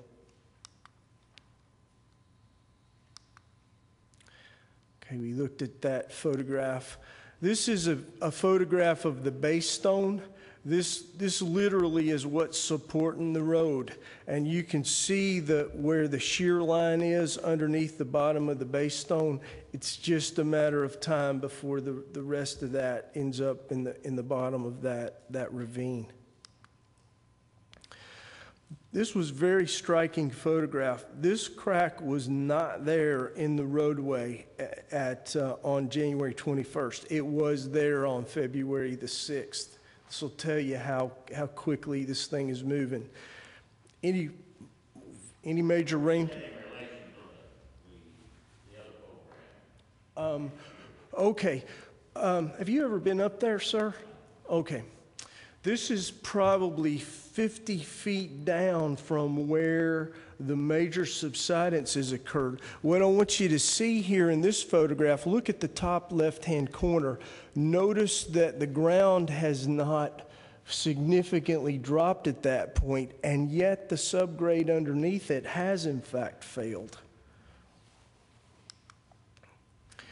This is a picture on, again, February the 6th, and that is the ravine. A little difficult to tell about this, but the trees are in the bottom of this ravine. It's not rained in a few days, and still I want you to see how much moisture is coming out of that embankment. Another photograph, February the 6th. This shows a little more dramatically. The trees on the left-hand side are probably 50 feet tall, and so you can see the scale of this bank. Every bit of this is that sandy material that you see.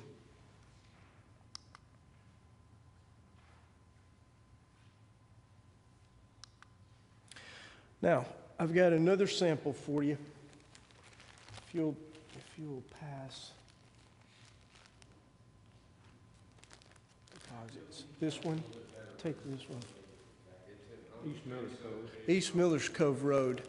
Yeah, this is the Homestead subdivision on East Millers Cove Road.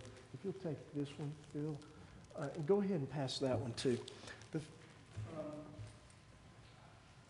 What this photograph will show, this is several miles downstream. I don't know if you know where the load-limited bridge is on East Millers Cove Road. It's signed at 3 tons load limit. What I want you to see is just about in the middle of this photograph, that that is the sandy material that does not appear naturally in this creek bottom. It's this slope failure that's worked its way down there.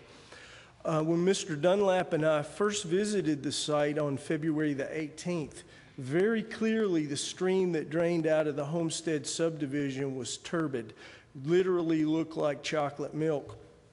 And then there is another subdivision that's called Saddle Ridge that's just down below there, also drained by a similar mountain stream, clear as a bell, okay? All of this material is ended up down in the creek. And we don't even know what the volume of that is, but I can tell you it's very significant. And that baggie that you've got, Mr. Chairman, is what we found there. The next sample that we have is what we call soapstone. It's a very weathered shale material. That's very predominant in the mountain that this roadway was built on. If you were to look at the slope on the right-hand side of this photograph, for instance, a lot of that is soapstone. I want you to try to crack it. Just try to crack it with your hands. Okay? It's a very powdery material. Okay? Beautiful for building roads when it's in a confined condition. Terrible when it's in an unconfined, saturated condition, which is what we find here. Now, before I talk about this picture, I want to talk about, so now what do we do? We've got to understand what the geotechnical conditions are underneath this roadway. We've got to confine this sand in some way. There are several options that you might have. Pile and lagging walls might be an option. Constructing a wall in the bottom of the drainage way and building fill up there might be an option. Moving the road a little bit into the hill might be an option. We don't know exactly what to do until we know what the strata underneath this particular roadway looks like and how it's going to perform. But I do need to tell you, this fix, best case scenario, is going to be $500,000 to $750,000. And that's if we find dirt up there that's suitable to use. If not, it could go north of $1 million. This is a very serious situation. So I want you to know that. Now, what I also want you to know is that if you make this investment, you're not finished in this subdivision. This is the other side of this same ravine, and I want you to see the scarp line that's in this photograph and the fact that this pavement is failing on the other side. I hate to deliver this kind of bad news to you, but this is just the situation out here, and you're going to fix this, and I can't tell you in 2 years, 5 years, 10 years. At some point, this is going to fail on the other side as well. And I'm sorry to report that to you, but that's the way it is. So that's our findings. And I want to tell you that to say that if we go into this thing, we got to go into it with the mindset that this is not child's play. It's a significant project to try to get this thing fixed. And normally, it's my privilege to stand in front of people like you and talk about good projects, nice things we're going to build. This one is just a tough situation that needs to be dealt with. So I'll be happy to answer any questions that you might have. Mr. Sora, before I start calling on people, I just have one quick question. Are there any residences up there besides the one that we saw the driveway on? We have one permanent resident, and right now there are 5 seasonal residents up there.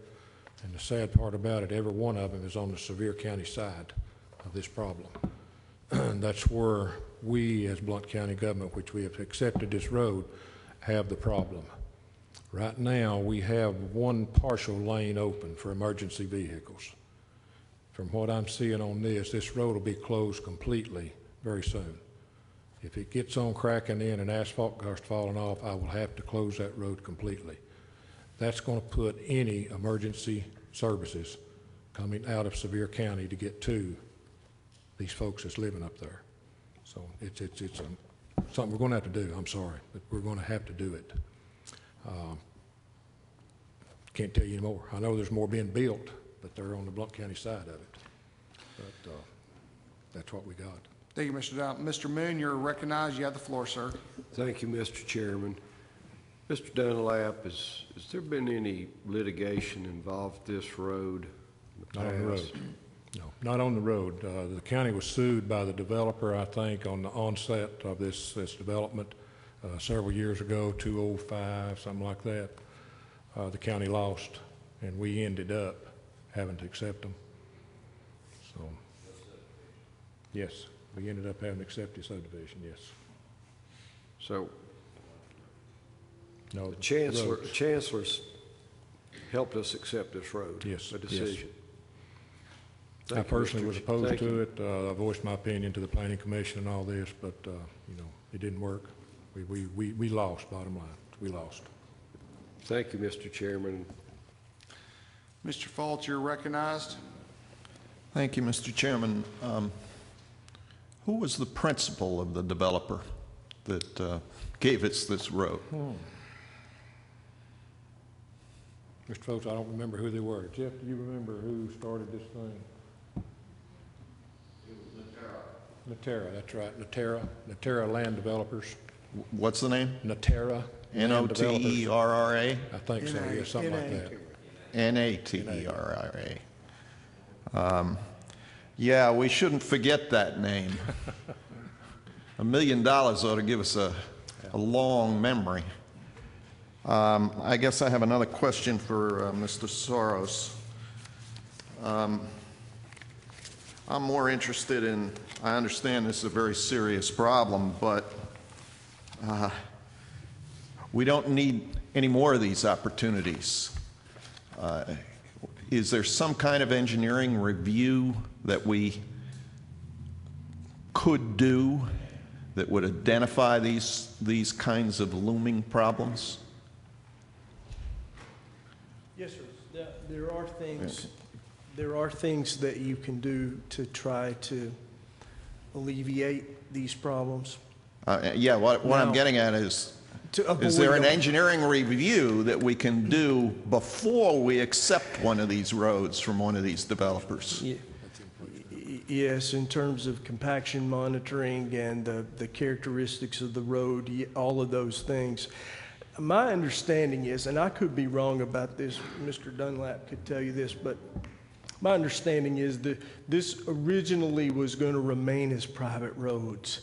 And it was only after the fact that they were going to be accepted as public roads, perhaps as a part of this well, situation. Regardless, you know, we have the responsibility, you know, we have the choice of accepting or not accepting. Yes. Mr. Fultz, on this one issue, we went to court and we lost. We do not want to accept this road. If I'm correct, we went to court. Court required us to take it. Sorry. We start making statements like this, I have a suggestion. We need to refer back to the Planning Commission and get advisement on this. There was litigation on approval of the subdivision. I do not recall any litigation on acceptance of the roads. If there was, let the Planning Commission send that forward to us, please. So in line with this, I would like to make a motion that we refer back to the Planning Commission a request to please furnish us the information in reference to Homestead and Long Rifle Road. I did say that right, didn't I? Okay. I'll second that. That's a good idea. We have a motion made by Mr. Farmer, a second by Mr. Fultz, to refer this issue to the Planning Commission. Mr. Harrison, you're invited as the would you like to discuss the referral of this back to the Planning Commission? No, I was going to ask a question if we might ought to look into this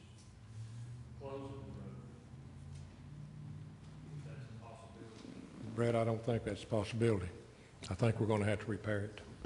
Just based on where it is and then the emergency people getting to these Blount County residents. Yes, yes, yes. I'll get a legal on it, but I'm pretty sure that's what it's going to be.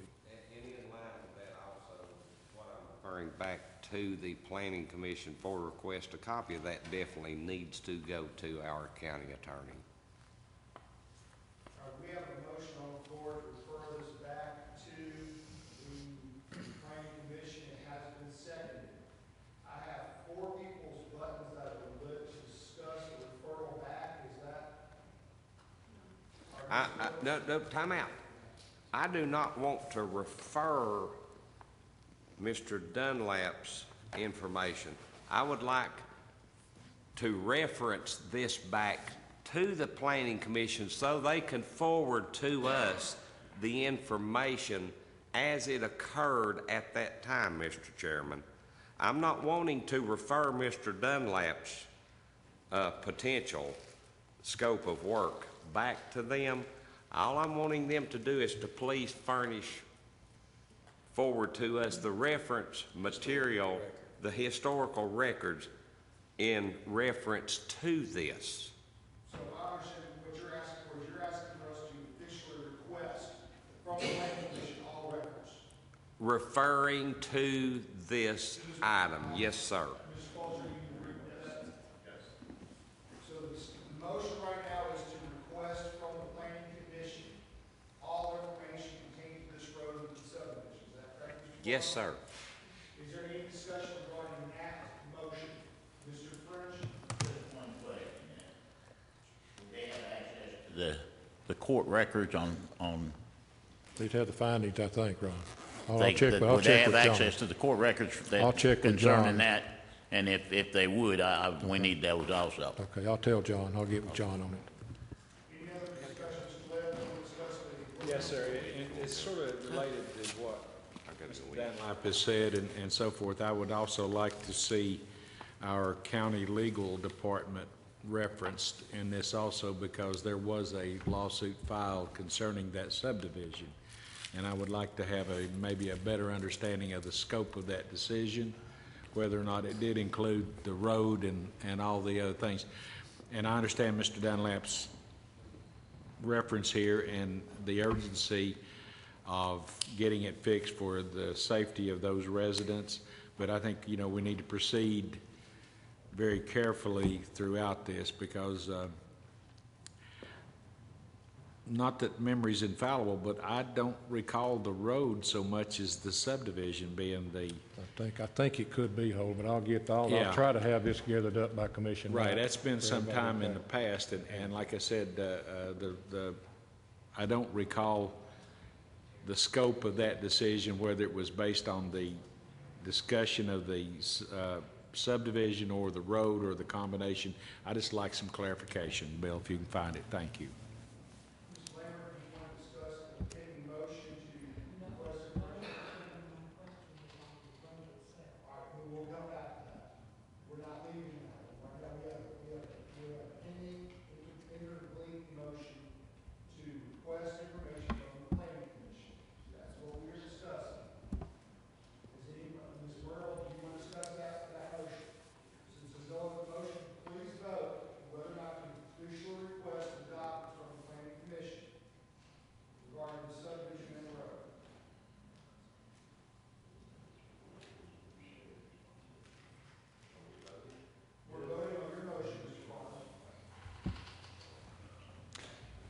Mr. Herron, please show that Ms. Birchfield has left the room. She is now then absent. Thank you. Mr. Carver? 18 yeses. Now then, the motion passes. We shall officially request the information from the Planning Commission on all documents they have relating to this issue, including any and all legal documents. Ms. Lambert, you're recognized to ask Mr. Dunlap or Mr. Sorrow any questions. Thank you, Mr. Chairman. Bill, are you going to do core drilling on this site where the road is currently? If you look in the packet and see what they're on the agenda, what this is about, discussion, possible funding, hopefully. I know I'm try to go after anything that I can find out there. yes, we're going to have to do core drill.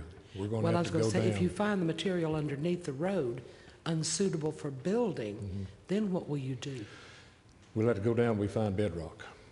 That's what we're looking for, is bedrock. If we're going to do pilings with a wall on those pilings, we're going to have something to get those pilings into, to hold that wall up. Wow. Yeah. Wow's right. It is wow. It is. That's down to And bedrock. I'm telling you, the only thing different between ours and what's over in North Carolina or up here in the Parkway is they lost asphalt. We've got asphalt holding right now, but it's subject to leave at any time. Road looks extremely dangerous to me. That's I why mean, you I'm don't know ready. if it's We gonna watch wash it. out We're watching tomorrow that night. every day, and then if we see any more movement into the asphalt, I'm going to officially have to close it. Right now, the residents up there, the one resident up there, has got to shoulder the road and a little bit of that far mountainside that he can travel out to Blount County if need be. But if it goes any further, I'm going to have to close it. Ms. Lambert, any other questions or comments? No, I'm sorry I didn't direct it through you. No, I'm just asking you if you have any more questions because you're still lit. 3 days. Ms. Merle, you are recognized. You have the floor. I just have a couple quick, how old is this road? I believe we took that in, I believe in 2007, I think, Monica.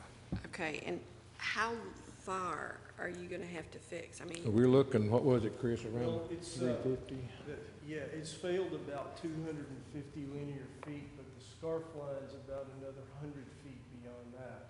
And we're gonna have to go all the way back to where the slope is beginning to move. So 350 feet or so of that is gonna have to be repaired. not knowing anything about roads or building roads or anything, just looking at the pictures, would it be, I mean, less expensive to possibly build something at a different spot so that they can get through somewhere else? That's a good, okay. One of our options might be moving it. Mr. Soro, can you please talk to the microphone so we all can hear you? Sorry, I'm not used to microphones.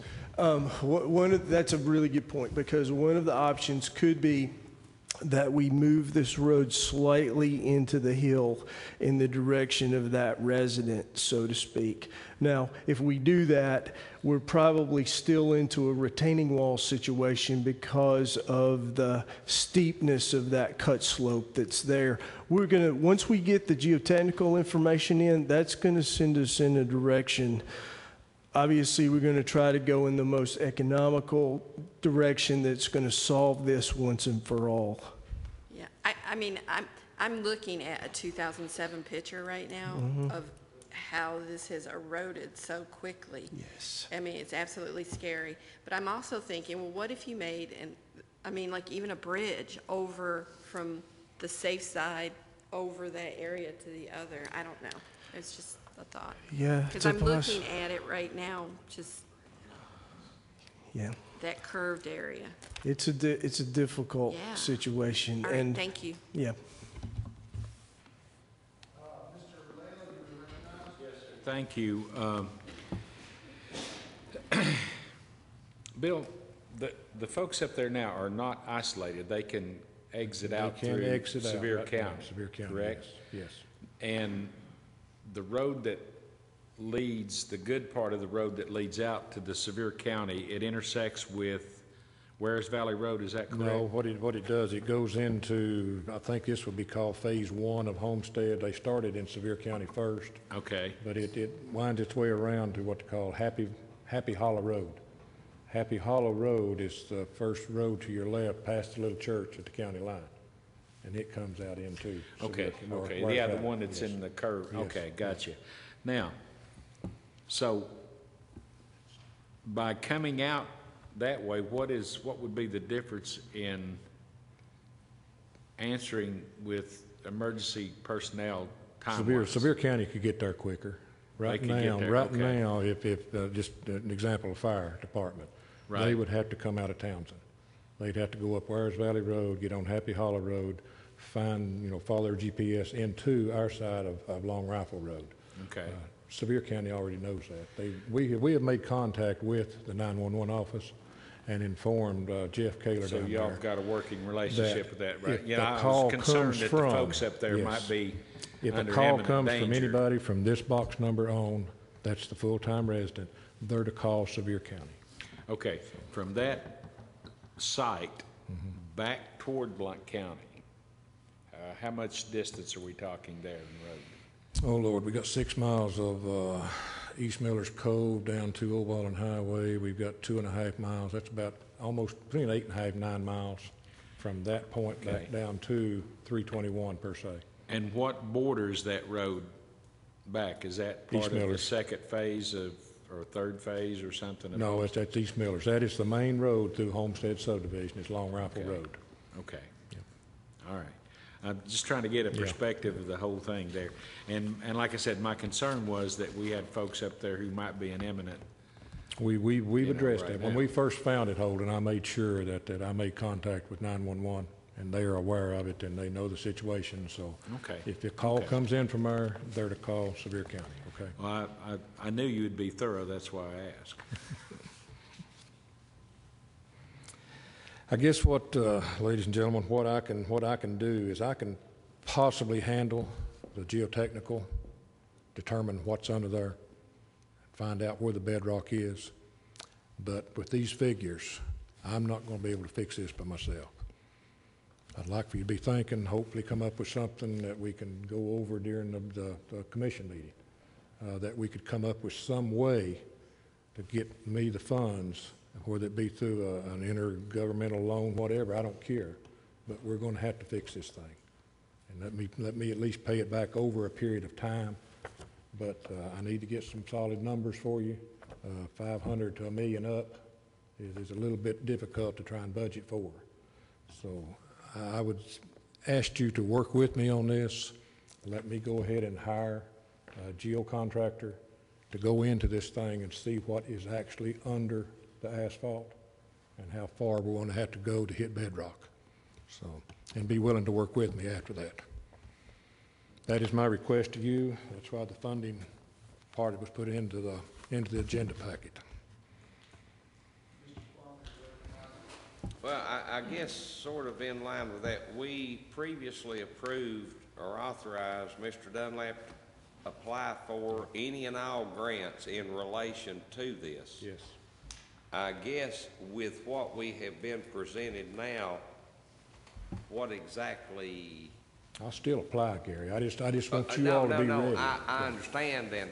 I guess, do we need to make a move with, you furnished it to us, we see it, we've given you authority to apply for? That's your call as commission. If that's what you want to do to make it legal for me to go forward and to get my stuff started, that's fine. Whatever y'all need to do, I just need to know I've got your assurance. That's what I'm asking, Mr. Dunlap. What do you want us to do I want you to with assure this me that portion you'll of help it me tonight? fix this road. That's what I want. I couldn't hear you. I want you to assure me you'll help me fix this road.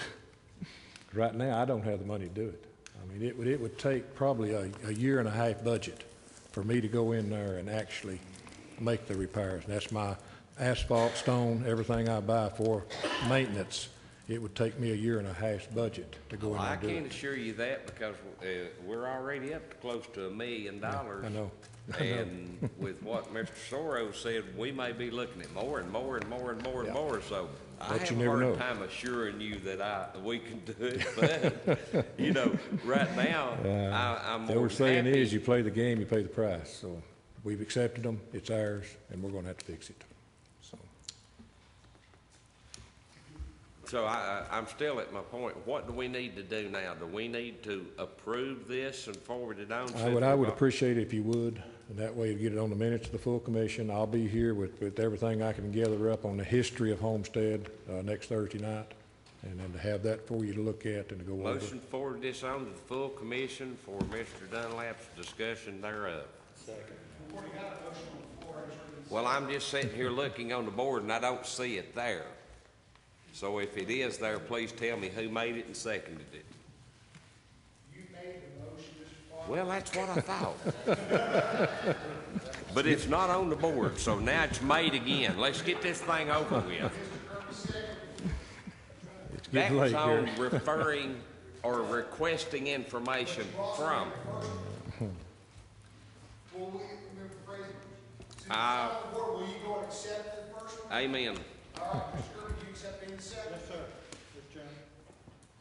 Mr. Samples, you got the floor to speak, sir. Would the maker accept this, that since we are applying for these grants from the emergency funds for, that's what we're waiting on, right, Mr. Dunlap? It'll take a while to hear back from This is what that he talked about state. last night, that when he gets that information, it come back to the budget committee, and the budget committee see what kind of money is left or needed in addition to whatever grants, and then we bring a recommendation back to the full commission.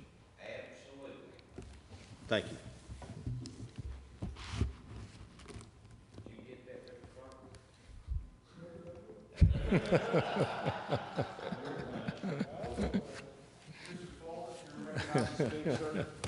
Thank you, Mr. Chairman. I'd like to come back to this, to preventing these developers from dumping million-dollar problems on us in the future. Bill, could you give us some sort of a resolution that we could pass? We've got that would already in place, Mr. Foltz. Through the Planning Commission regs, the inspectors that we've got, this one, like Chris said, it started out to be a private. They done quite a bit of work on it, and especially this end, before it came over to be a public street. They already had this cut made. It looked good, graced over, rode good, so we thought it was good, and it was good. And it would still be good if Mother Nature had not have put the amount of water that she put in the ground the month of January. 'Cause it had to go somewhere. But Mr. Soros told me earlier that there are engineering studies we could have done that would have headed this off, and what I'm suggesting is that we add such engineering studies to the criteria for accepting roads. If it's not there, I'll make sure it is. That I can assure you. Okay, so you'll give us. I will make sure that it is there. If it's not, it will be added to. Okay, and you'll give us whatever resolution we need. Appreciate it. Thank you. Definitely would, yeah.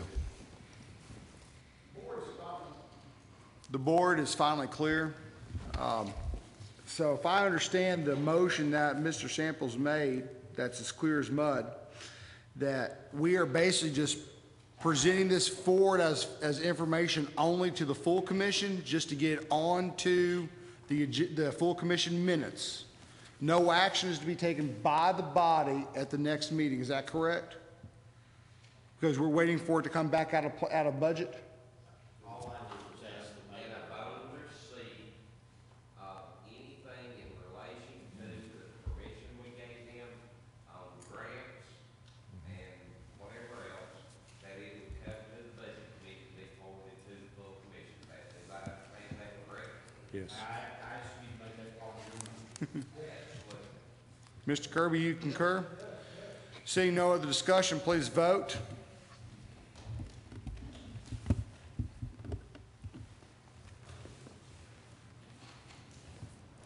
Have 18 yeses. Next is item G11. Mr. Dunlap, don't go far. It's resolution regarding the addition of an additional portion of Custer Drive to the official roads list for Blount County, Tennessee. Do I have a motion? Motion made by Mr. French, second by Mr. Moon. Mr. Moon, you are lit up for discussion, sir. Thank you, Mr. Chairman. I'd like to thank the sponsor and co-sponsor on this resolution for their patience.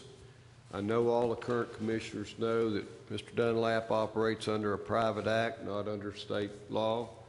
So that for future commissions, they can use this resolution and as a good checklist of items that need to be looked at. And I appreciate their patience in the redrafting and allowing that to be removed from last month's business. I wholeheartedly support it. Once it does get to the full commission, we're an open meeting now, so just want to let everyone know that I fully support it. Thank you, Mr. Chairman. See no other lights lit, please vote.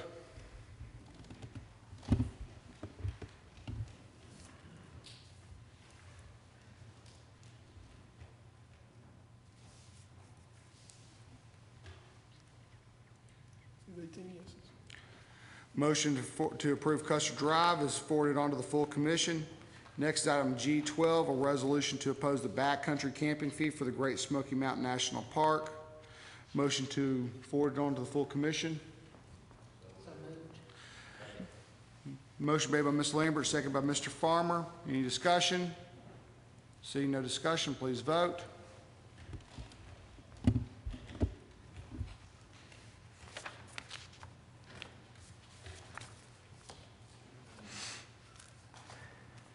Mr. Moon? Have 18 yeses. Motion to forward it on to the full commission passes. Item G13, annual adjustments, financial assurance agreement for the Alcoa Maryville Blount County landfill. Motion made by Mr. Farmer, seconded by Mr. Kirby. Any discussion? Mr. French, you are recognized, sir. Just one question.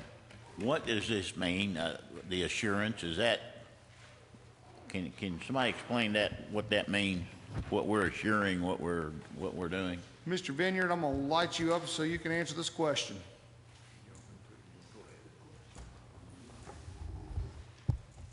As I understand it, as part of state regulations to make provisions to close down landfills when they are full, the entity has to be able to set aside enough money to be able to close it down properly in compliance with environmental regulations.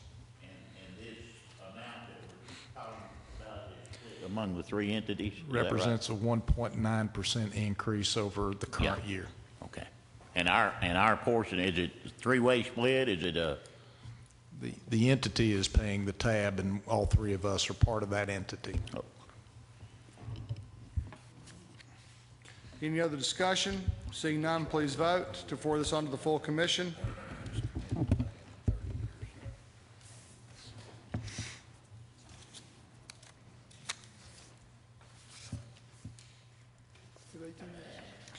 Motion is forwarded. That gets us through tonight's published items of G for new business. At this time, we'll take public input of items not on the agenda. Seeing no hands, we'll go to adjournment. Entertain a motion to adjourn. We stand adjourned.